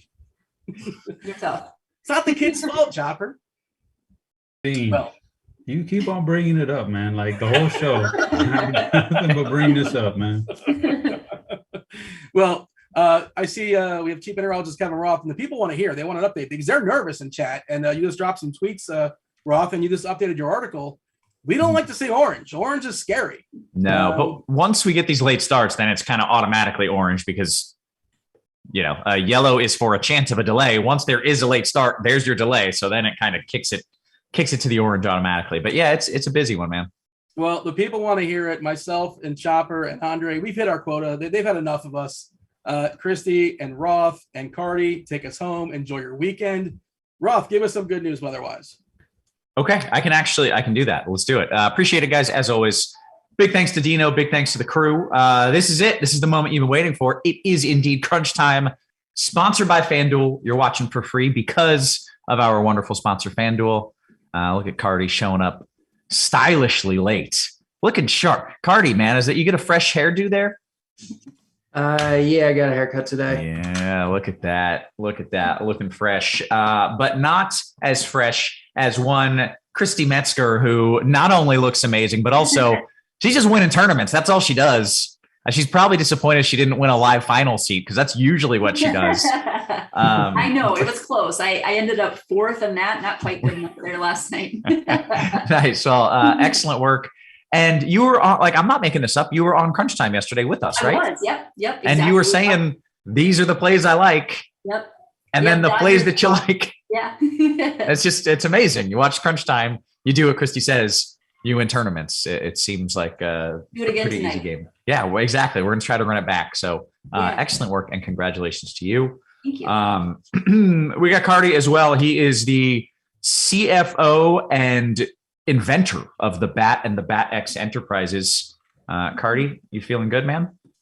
Yeah, we got a pretty good slate tonight. There's a lot of pitching options. I feel like some of the hitting options are going to go under the radar a little bit. So I feel like it's a good slate. Great. Okay. Well, you're probably going to hate me because I'm probably going to tell you some of the pitching options are a little bit dicey, but let's kind of walk through what we do. Hang on. Just got to update. The start of the Guardians Tigers will be delayed due to rain. We knew that. I knew that 30 minutes ago. I was all over that, baby. But let's start with the good news. Dean said he wants some good news, so I shall give it to you. Boston, not going to be impacted. New York, the rain is clearing out now. There's a wonderful 3.5 to 4.5 hour window until the next rain moves in. So we're all good in those two Northeast games. As we get to Washington, it's going to start dry. And so if we hear of a late start in the next 30 minutes, get out. If Washington announces a late start, that game is getting postponed. So stay tuned, pay attention to that. I don't think they'll try to do that. I think they'll just try to play. Storm's pretty likely to move in the middle of that game. I'd say mid to later innings, a pretty good chance of a delay, like 70% or so. I would expect that they finish after that, but I certainly can't promise it. So I'm not against Washington, especially in tournaments. Pitchers or hitters, do what you want. I think in cash games, if there's another option and you're like, oh, well, I was between Washington and this team in a dome or this team with no rain, then sure, play it safe, play it smart and avoid it in cash games. But I think it probably works out there in Washington. What else do we have? I guess is it accurate to say the Cincinnati game is somewhat irrelevant? It's not on either main slate. Right. Oh, thank you, Jesus. All right. That one helps. I'll take everyone I can get. So really that just leaves Detroit as kind of the bigger question mark. And we just got that official announcement of a late start, which we already knew. But I guess what's good about that, now that I think about it, is that they announced a late start and they could have taken that opportunity right then to postpone the game. And so maybe that's what they were waiting on, and why they didn't announce the late start earlier was they were trying to decide, are they going to scrap this game or are they going to play it? I think with just these storms are really slow moving, and I hate slow moving storms because you just have to let them rain out. Right? It's not just a line that clears through. You just have to let them rain out. And that could take a couple of hours, but it's Friday night. Nobody's got anything better to do. I think they're just going to sit and wait and be patient. And I think they're going to play after a decently prolonged late start. I don't feel wonderful about that. Like, is this, Kristi, or is this like cash game? I feel like it's a big one that people want. It is. Bieber's in the game, so I know it's tough. I mean, Sean Manaea right there too, but I know Bieber's certainly projected to be pretty popular tonight for sure. Yeah. If it were my money, I would probably be a little too scared to play it in cash, even though I do think it will play. Yep. I would prefer do what you want with your own risk tolerance. I probably would not play it in cash, even though I do think the game is going to play after a long late start. And I think once the game starts, there's no chance that there's an in-game delay. So you have that going for you as well. I think they probably start this game 2 hours late and play uninterrupted. And awesome. That's what I've got. Carty kind of chewing it over. You look like a cow. You're like, I don't know. You're debating what you're going to do with pitcher there. Yeah, I mean, Bieber's the best play on the slate. He's projected to be the highest owned guy. So it makes things really, really interesting to figure out what to do. Well, if he's the highest owned, you can always just go down with the ship. And if it sinks, you're right along with them, right? I mean, it doesn't kill you. I mean, in cash, you certainly can, right. Unless the weather drives the ownership down a little bit. In tournaments, maybe extra reason to fade him. And there's certainly plenty of other good options on this slate. So it does add, an interesting dynamic. Yeah. All right. Well, that's what I've got. I also, I have a secret inside source whom I cannot name, who is currently at the ballpark and works in a professional capacity and would get word if they're planning on postponing before they announce it. Ooh. So I do have a little inside source, a little inside information that I may have to, I may have insights if they're planning on postponing or if they're planning on playing. Right now, my source doesn't know, just like I don't know. But I expect they play. Also, it looks like the tarp is off in Cincinnati. And that means, I know that that's a game we don't care about, but it does look like they're going to play that game after, So the fact that they're pulling the tarp makes me think they're going to play there in Cincinnati. That's it. Any other weather questions from either of you? I think so. Okay. That's the big one for me. So that's helpful, Roth, for sure. Okay. So that's what I've got in that. If anything changes, whether I hear word or I see something different, I will let you guys know. But let's talk about all the non-weather related things, of which there are plenty to talk about. And Carty, you get the honor of kind of leading us off. You can either just break it down in general, or you can dive right into pitchers. Yeah, I mean, let's just go right into pitchers because Bieber is pretty much the best play on the slate. I don't think you have to have him. Like, if you really think this game is risky, there are other guys. The thing is, on FanDuel, he's so much cheaper than the other guys also. And because of how deep he goes into games, just extra quality start equity. So he really is the best guy and the cheapest on FanDuel, which makes it tough. On DraftKings, it's a little easier to fade him. He is cheaper than the other guys, but not by quite as much as he is on FanDuel. I mean, do with him what you will. The matchup's really good. He's really good. The leash is long. You're playing him, right? Yeah, he's just a really good play. You're going to do it. You're going to play him. I don't know yet. Okay. I mean, when I see orange from you, I start to get concerned. It's just orange because it's definitely a late start. And it was always definitely a late start. And then, there's concern about whether or not they play. I think they're going to play. I would be inclined to risk it probably, but again, there are other guys, so you don't have to. So the next two best guys are Justin Verlander and Sean Manaea. Manaea is against Pittsburgh. He also has a long leash. The matchup is great against Pittsburgh. There's nothing wrong with just saying I'm not going to mess with Bieber and I'm going to play Manaea instead. Totally fine. Then you have Verlander, who actually doesn't project as chalky as these other guys, even though he actually projects performance wise as on their level or better. He projects as the fourth highest owned guy on this slate, which I think is a little weird, but it looks right. So yeah, Justin Verlander against Seattle, I think is great for tournaments. I think it's totally fine for cash if you're fading Bieber, and I'm good with that. On FanDuel though, just play Manaea if you're not playing Bieber. The guy who's going to be high owned, it looks like, is John Gray, who's 5.5K in an awesome matchup against Oakland. And he projects pretty well, but if he's going to be the third highest owned guy on the slate, you don't have to play him. You can play instead Jeffrey Springs at 6.3K. You can play Cole Irvin at 6.5K. They're not that much worse than Gray given the ownership disparity. And then you also have legitimately good expensive pitchers that are going to go overlooked because we have Bieber and Manaea and Verlander. You have Brandon Woodruff in a solid enough spot. You have Alek Manoah in a pretty solid spot. And I think they're going to be much lower owned than they would be on a different slate where we didn't have so many really good pitchers. Gotcha. Okay. Anything you want to add or kick it over to Kristi here for her take? That's it. Kristi. Okay, Kristi, what are you liking at pitcher here? What's your game plan?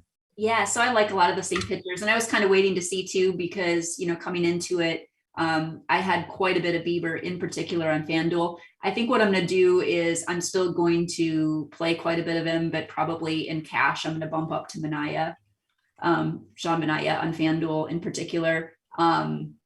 I also really like John Gray on DraftKings at just 5,500. Just a great play. Like Derek said, just a solid matchup against Oakland. There's kind of in the bottom three for lineups. So a lot of interest there. I think Verlander is going to be a little bit overlooked because of his price. So I certainly like him in tournaments. He is priced up there a little bit, but I think, he's got a nice matchup tonight going against Seattle. So I think that's great.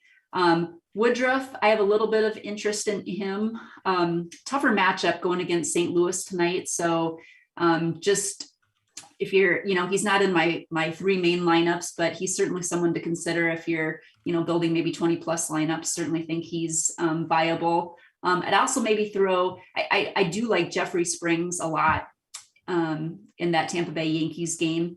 I think, his price is right. I can even see using him a little bit on FanDuel just because, Judge is really the guy that he needs to get around. The rest of the lineup doesn't scare me as much. Stanton's not in there. They've got Andahar in there. Torres maybe is a little bit scary, but I certainly wouldn't be opposed to using Springs even in a single entry on FanDuel. So those are the guys I'm looking at. Mostly for me tonight, but I think John Gray is an excellent play, especially on DraftKings. Okay, great. Let's talk about some of the stacks. Kristi, last night you had a couple stacks that did pretty well. I think one had 18 runs and one had 14 or something silly. Who's doing it tonight?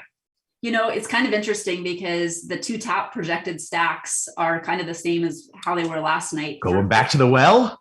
Well, a little bit, but Dodgers are, to me, just far and ahead, just a great stack, especially on FanDuel.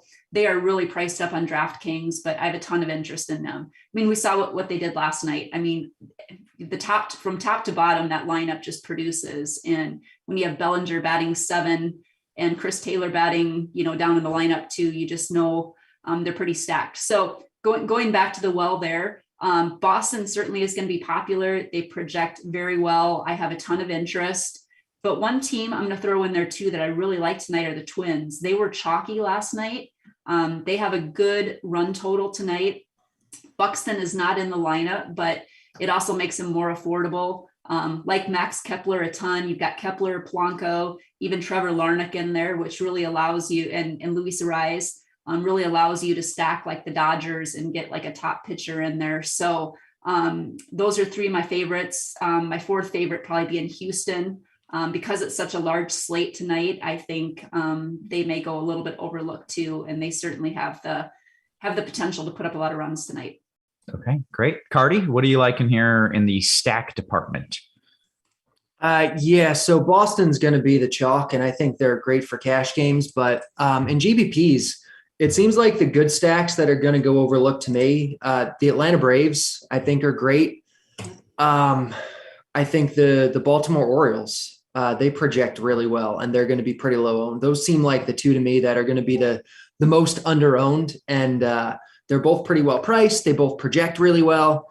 So I like them quite a bit. The Dodgers are good. There's plenty of offenses tonight. There's a lot that you can play, and it's not wrong, and you can make plus EV lineups, but those are the two that really stick out the most to me. Okay. Good stuff, guys. That leaves us here with plenty of time to go kind of around the horn, position by position. Carty, you want to start us off with a little catcher talk? Not really. It's one of those. No, I mean, catcher's always kind of like, do you really want to play catchers? But I feel like the good ones are always just too expensive. It's like, do you want to play like 5-5 for a dude? And the answer is no, not a catcher. Yeah. So, I mean, I guess it depends too. Like, are you spending up? Whoa. Rockies Nationals postponed. Right. Oh, wow. Nationals. I swear to God, at least they did it before At lock. least it's before Yeah. lock. I know. No kidding. Jesus. Wow. Yeah. So I guess it depends on whether you're playing Bieber or not. And Jesus Christ. Sorry. Go for it. The more I look at the bat, the more I really don't think you have to play Bieber. I think you just play Manaea and on FanDuel, and on DraftKings play, Manaea and John Gray, or Manaea and Verlander, or something like that. Which means you do have some money to spend up a catcher if you want. The top guy is Dalton Varsho for Arizona. Arizona is leaving the roof open tonight, I think, because there's like fireworks or something scheduled, and they're not allowed to like open and close the roof anymore. So like the roof's open and it's 100 degrees. And Nice. Yeah, so it's it tends to play less than that because they keep the air on and whatever, but it's easily the best hitting weather of the night. They're facing Ryan Pepio, who's nothing special, probably will have a short leash. But still, Arizona, Dalton Varsho is one of the best hitting catchers in baseball. He hits leadoff. If you have the money, I think you spend up for him. Will Smith on the other side of that game is good. If you need to save money, I think you probably go down to like Christian Vasquez in this Red Sox lineup, but you are going to be limited, 4 Red Sox on FanDuel, 5 on DraftKings. You're certainly not playing them on FanDuel. On DraftKings, you could, or I guess in the mid-range, MJ Melendez is a pretty solid option. Okay. Kristi, you want to go through catcher? Yeah, absolutely. I like a lot of the same guys. I'm glad you brought up Atlanta. I think they are a great stack tonight too. And so interest in both Travis d'Arnaud and Contreras there. Will Smith, if you have the money, I think, on FanDuel in particular, he's just 3,400. I think he makes a great piece of those stacks, batting 4, ton of interest there. Christian Vasquez in the Boston game, he's priced reasonably at just 3,100. So I think that's a great play. Let's see here. If there's anyone else. Yeah, that's pretty much it. And I agree. Varsho, just a great play. Again, over on FanDuel, it's just a different story where you can play a lot of those guys. I think Arizona's kind of a sneaky stack just because they're priced really well. So definitely a lot of interest in Varsho there too. Okay. Take us to first, please. Yes. So first base, I think there's going to be a few guys that project really well here. Freddie Freeman is going to be the top overall play on the slate. He's 5,700 over on DraftKings, which all those Dodgers are priced up at 3,700 on FanDuel. So I think that's, he's a great piece of that Dodgers lineup. A guy that I like a lot too, Luke Voigt in that San Diego lineup. His price has come down to going up against Quintana tonight. So I think he's an excellent place. 2,900 on DraftKings. So someone that I have quite a bit of interest in. You can play Franchi Cordero in the Boston, in that Boston lineup tonight. He is first base eligible over on DraftKings. So I certainly think he's a fine play. And then I know we talked just a little bit, Carty talked a little bit about that Baltimore game, Mountcastle at just 2,700, certainly a great play as well. So for me, looking to pay up for Freeman or maybe looking to pay down a little bit with Luke Voigt. Okay, great. Carty, that brings you to first. Sorry, there's an issue with the bat I'm trying to figure out. First base. So I think, especially if you're going John Gray, which I really think is the move on DraftKings, at least, like you're going to have money to spend up. So I'm sure Kristi mentioned him, but Vlad is, I think, the top spend up tonight. He's just really, really good. Freddie Freeman is a great spend up. He's really good. Mountcastle, I like Baltimore quite a bit. He's a way to save a little bit of money, be a little bit different. Even 2.7K for him on DraftKings is just really, really good. Who else are we looking at? Garrett Cooper for the Marlins, I think, is interesting. And I think on FanDuel, you're just spending up for one of the big guys, Vlad or Freeman. Okay, take it to second. So we mentioned the Red Sox being probably the best offense tonight. Kike Hernandez is 2.9 on FanDuel. He's leading off. He seems like kind of the easy play. But we also have John Birdie, who is leading off for Miami tonight, and he's 2K on FanDuel. You can play him at third. You can play Kike in the outfield. Like, there's ways to juggle this around. On DraftKings, Birdie's also second and third base, but he's 2.4K on DraftKings. So I think he's kind of like a lock and load guy on both sites, no matter what, regardless of where you're going to play him and how you're going to structure it. So I like Birdie a lot. I think Ozzie Albies, though, is also really good. The Braves, again, I think are going to be under-owned. Albies is one of the best players on the team. So those are kind of the second baseman I'm looking at. Kristi? Yeah, I like a lot of those guys too. Like you mentioned, Birdie, just at minimum price, really on both sites.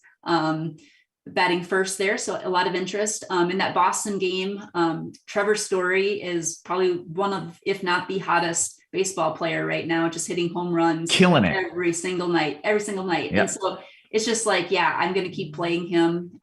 He'd be a scary fade in those Boston stacks for sure.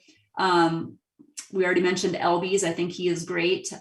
He's batting high up, number 2 in the Atlanta order tonight.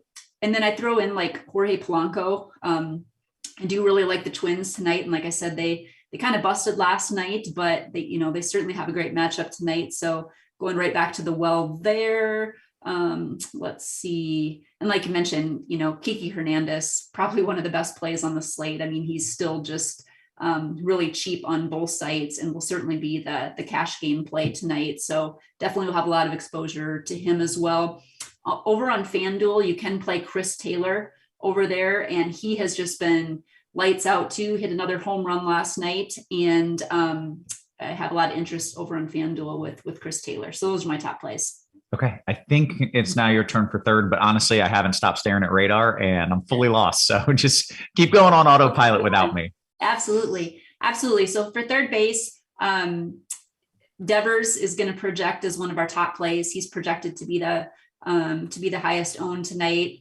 You can also play John Birdie again in the Miami lineup. Again, he's second or third base eligible over on DraftKings. Talked a little bit about some of the San Diego guys with Luke Voigt, Manny Machado. He's priced up, but he's really the only one priced up in that San Diego lineup. And so I think San Diego is a little bit of a sneaky stack too, especially if you're entering more than one lineup. Certainly have some interest.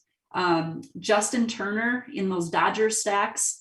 He's 4,900 on DraftKings, but over on FanDuel, I like him a ton at just 3K. He is batting 5 tonight, so he's moved up a little bit in the lineup. Jose Ramirez, I think, he always tends to go a little bit overlooked, but, he's just been, he projects great every single night. So I think he's someone that you definitely don't want to overlook. And then Austin Riley. So, again, back into that Atlanta stack. Tigers game postponed. Oh boy. All right. Okay. Well, good that we're getting this now. You know what? Kudos to baseball teams for being a lot better about that. Really something that started this year. Wow. So. Okay. Everyone pauses, updates their lineups. Yes. Yeah, for sure. That out does that changes pitchers. a lot for sure. Yeah, especially, yeah. Okay. So let's talk about the pivot again, if Yeah, you don't mind. Yes. Kristi, do you want to kind of discuss what you're doing here? Absolutely. So, I mean, I did have quite a bit of Bieber in there. So I am definitely going to pivot. Let's kind of talk about Fanduel first. I think, Manaea makes the most sense to pivot. He's a little bit more expensive, but I'm also going to have a lot more interest now in John Gray tonight. I think, even he projects very, very well in DraftKings, but I certainly don't mind him on Fanduel. And then Jeffrey Springs is going to enter the conversation for me too, going up against those Yankees tonight. So yeah, I think for the most part for cash game, Manaea is your play tonight over on Fanduel. And Gray, you're going to both sites, but for sure on DraftKings. Okay. Sorry, I'm just kind of working through this. Carty, anything else that you want to talk about there as far as pivoting off of Bieber? No, I mean, I even had the wrong projections pulled up originally. The bat likes Manaea more than Bieber. For crying out loud. Yeah, I'm sorry. I'm distracted because I'm trying to fix this problem. But yeah, the bat like Manaea more, like Verlander more. So really, this is no sweat off my back. Okay, good. Well, all right. So we're all in agreement. We're all happy. And I like Gray almost as much, and he's super cheap. So yeah. Excellent. All right. I feel like we randomly paused. Kristi, maybe I cut you off as you were finishing up shortstop there.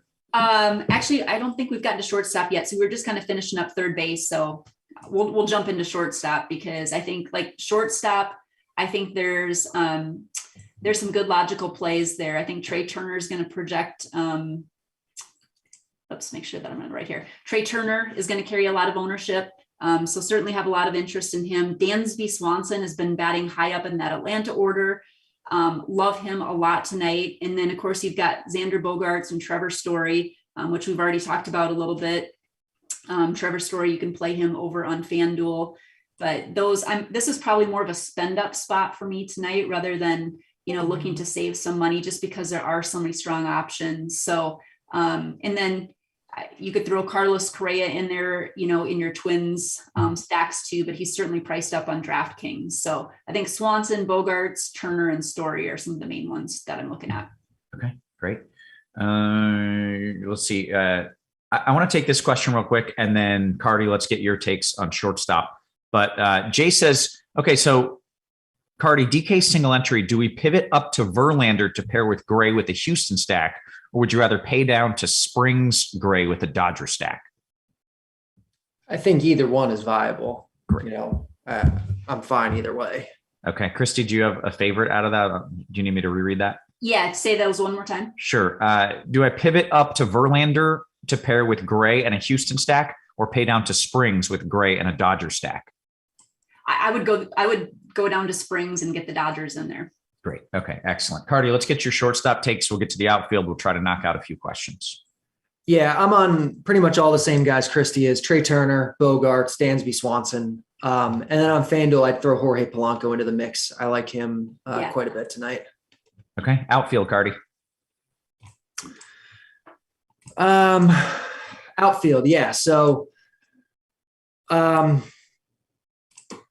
we mentioned Kike Hernandez at second base, I think, but he's also outfield eligible. On DraftKings, I think he's maybe only outfield eligible. But regardless, I think you play him in the outfield anyway because you have Birdie and I think it just works out. I like these Braves outfielders, especially in GPPs. Marcell Ozuna and Adam Duvall are really good, and they're going to be way under-owned. Obviously, the Red Sox outfielders, besides Kike, JD Martinez is a spend-up, but he's good. Alex Verdugo is good. I mentioned liking, Orioles kind of being sneaky tonight. Cedric Mullins, I think, is a guy that ought to be in heavy consideration for you. On FanDuel, Teoscar Hernandez is a really strong option. Yeah, I think that's kind of it. Kristi, you want to run through your favorites in the outfield? Yep, absolutely. So maybe starting with DraftKings first. Absolutely love Kiki Hernandez. Like we talked about him, JD Martinez, Chris Taylor and Mookie Betts, obviously in those Dodgers lineups. I'd also throw Trevor Larnach in there. We've talked about the Twins. I mean, he is priced very reasonably on both sites, just 2,300 on DraftKings and just 2K, batting 6th tonight in that Twins lineup. So if you're looking to save some money, he's a strong hitter. I know he hasn't shown a lot for it lately, but I do like him quite a bit. I would also throw Will Myers in there. We talked a little bit about San Diego. I think he's a fine way to save some money as well. Let's see here. And then also throw Marcell Ozuna and Adam Duvall in that Atlanta game. Like both of those guys too. And they come in pretty reasonably. I know Ozuna's priced up a little bit over on FanDuel, but like both of those guys as well tonight. Oh, on FanDuel too, Dalton Varsho is outfield.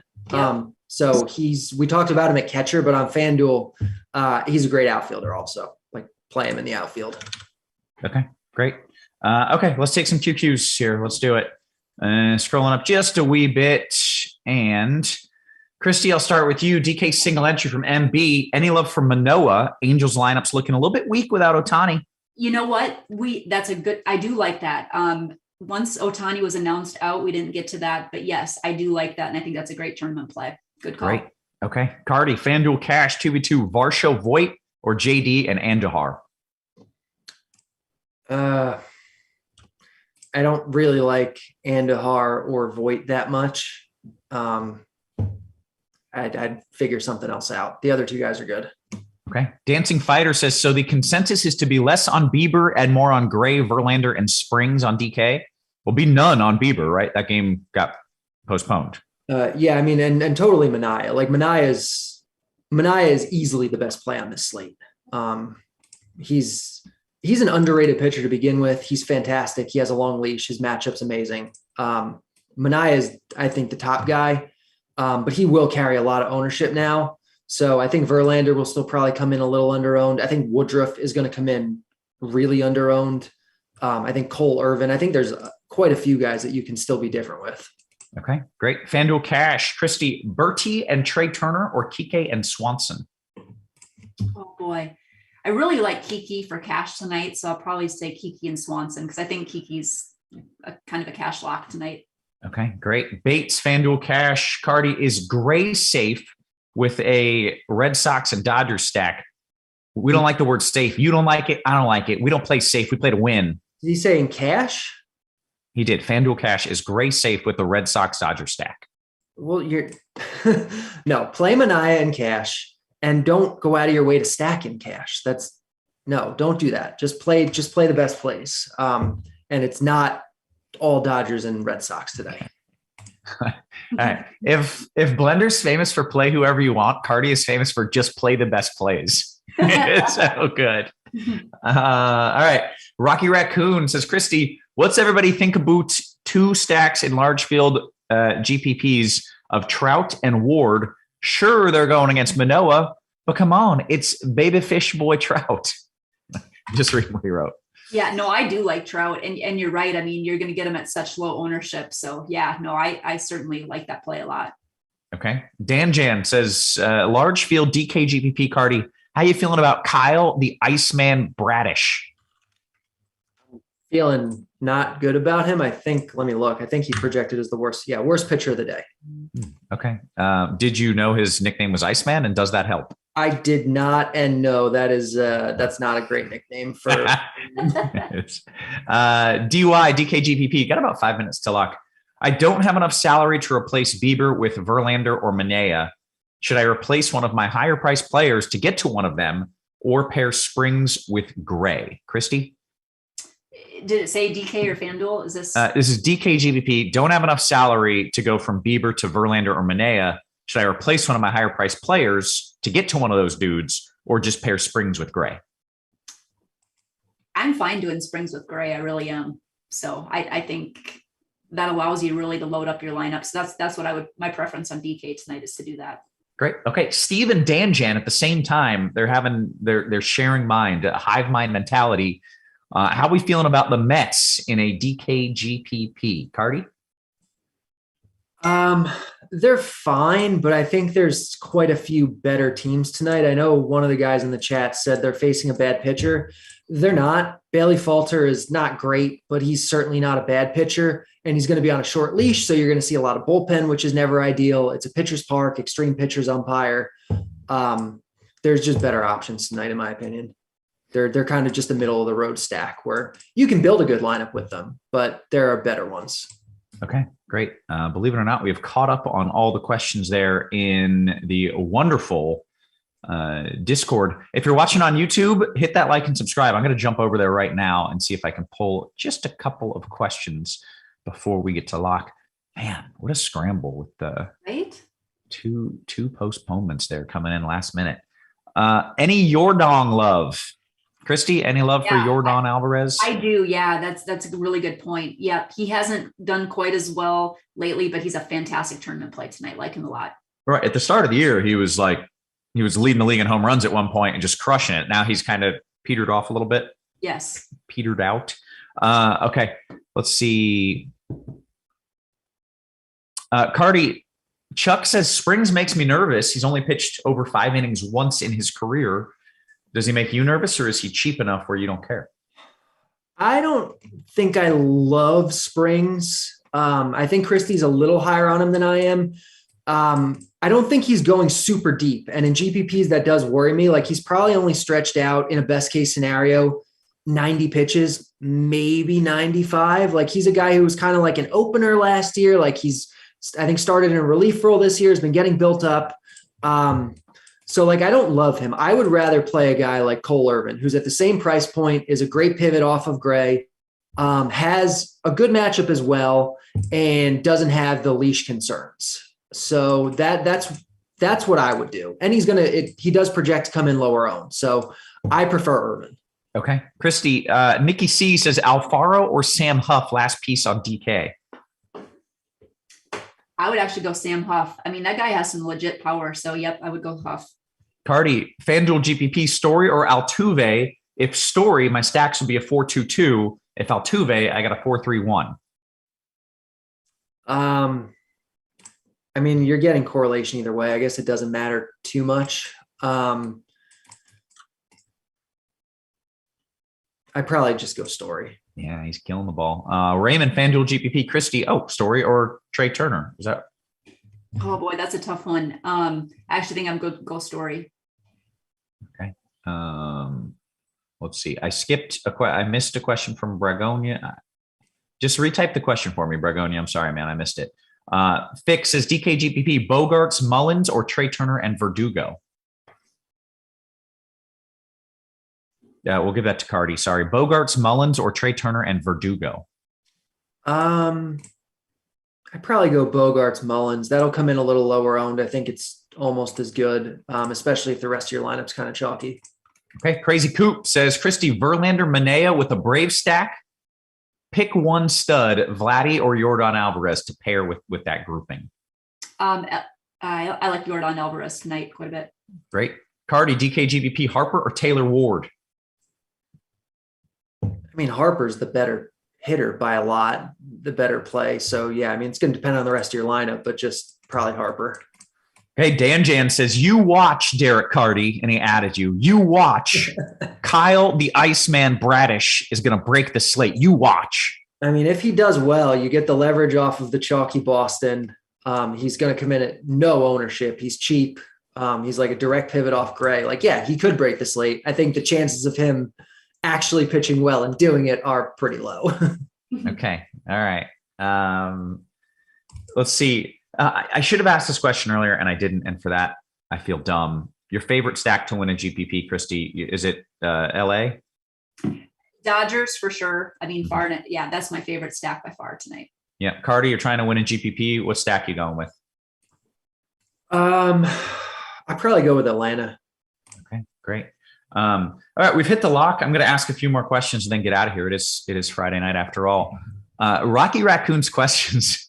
I give credit. There's a few people who always put in the effort on their questions, and I appreciate that. So, Kristi, I'm going to read this as is, and you have to decipher it. Okay. Rio the Macaw or Oh Boy Alberto at third for the Doge Dogs in a GPP. Rios doesn't hit them lefties so well. He doesn't, but I think he has less risk of being pinch hit for, so I think I'd go Rios. Okay, He's also the better hitter. Like Alberto's not very good. Yeah, he's not very good. I'm proud of you both for understanding the question. So good job. Aside FanDuel Cash, free money, Freddie and Story, or Trey Turner and Will Smith. Aside also always puts in the extra effort in his questions, and I appreciate that. I like Freddie. I like Freeman and Story tonight a lot. Yeah, I'd go that way too. Carty nodding in agreement. Okay. Well, with that, my friends, we got a question here from Patrick Nadratowski over on the YouTube. He says Swanson and Story or Bogarts and Albies, Carty. Does it give a format at all? Yeah, he didn't. No. Swanson, Story, or Bogarts, Albies? Yeah. I'd probably go Swanson, Story. Okay, great. And with that, if you're watching on YouTube, hit the like, hit the subscribe. In fact, sign up. This is the good stuff right here. Also, did forget to mention, and I'll get fired if I don't say it, sign up for the FanDuel Sportsbook if you're in a legal sports betting state. New users get a risk-free bet up to $1,000. FanDuel Sportsbook users get to take advantage of that. You get your bonus after your first bet. You get the money, you get the bonus, you make the bet, you get it back. It's good stuff. And if you follow some of our wonderful projection systems like DerekCarty's The Bat and The Bat X, if you follow Chiefs Prop Shop, throw up the X. If you follow our wonderful scores and odds team, we can help you out placing those bets as well. As it turns out, we got some sharp minds here as far as sports is concerned. Okay. Anything you guys want to add before we get out of here? No, I'm glad we got some of that news though before the slate locked. So kind of a tight race to the end, but we did it. Right. You know what I'm glad is that I'm not going to get a bunch of DMs about how I suck and everyone hates me. It's really would have been a rough night for me. I know. And it's just, I'm looking at Washington and I'm like, all right, okay, they postponed it, but it might not rain for 2.5 hours. They maybe could have got a whole game in before it even rains, but all I can do is look at the weather. I can't, you can only lead the horse to water. You can't force him to drink. It's Washington. I know. And Krayton, when I posted the Washington update, I was like, they're going to have hours of dry time before any rain. And Crane's like, have you factored in that this is Washington? And I even tweeted, I was like, nah, I've turned over a new leaf. I trust him. Well, never mind.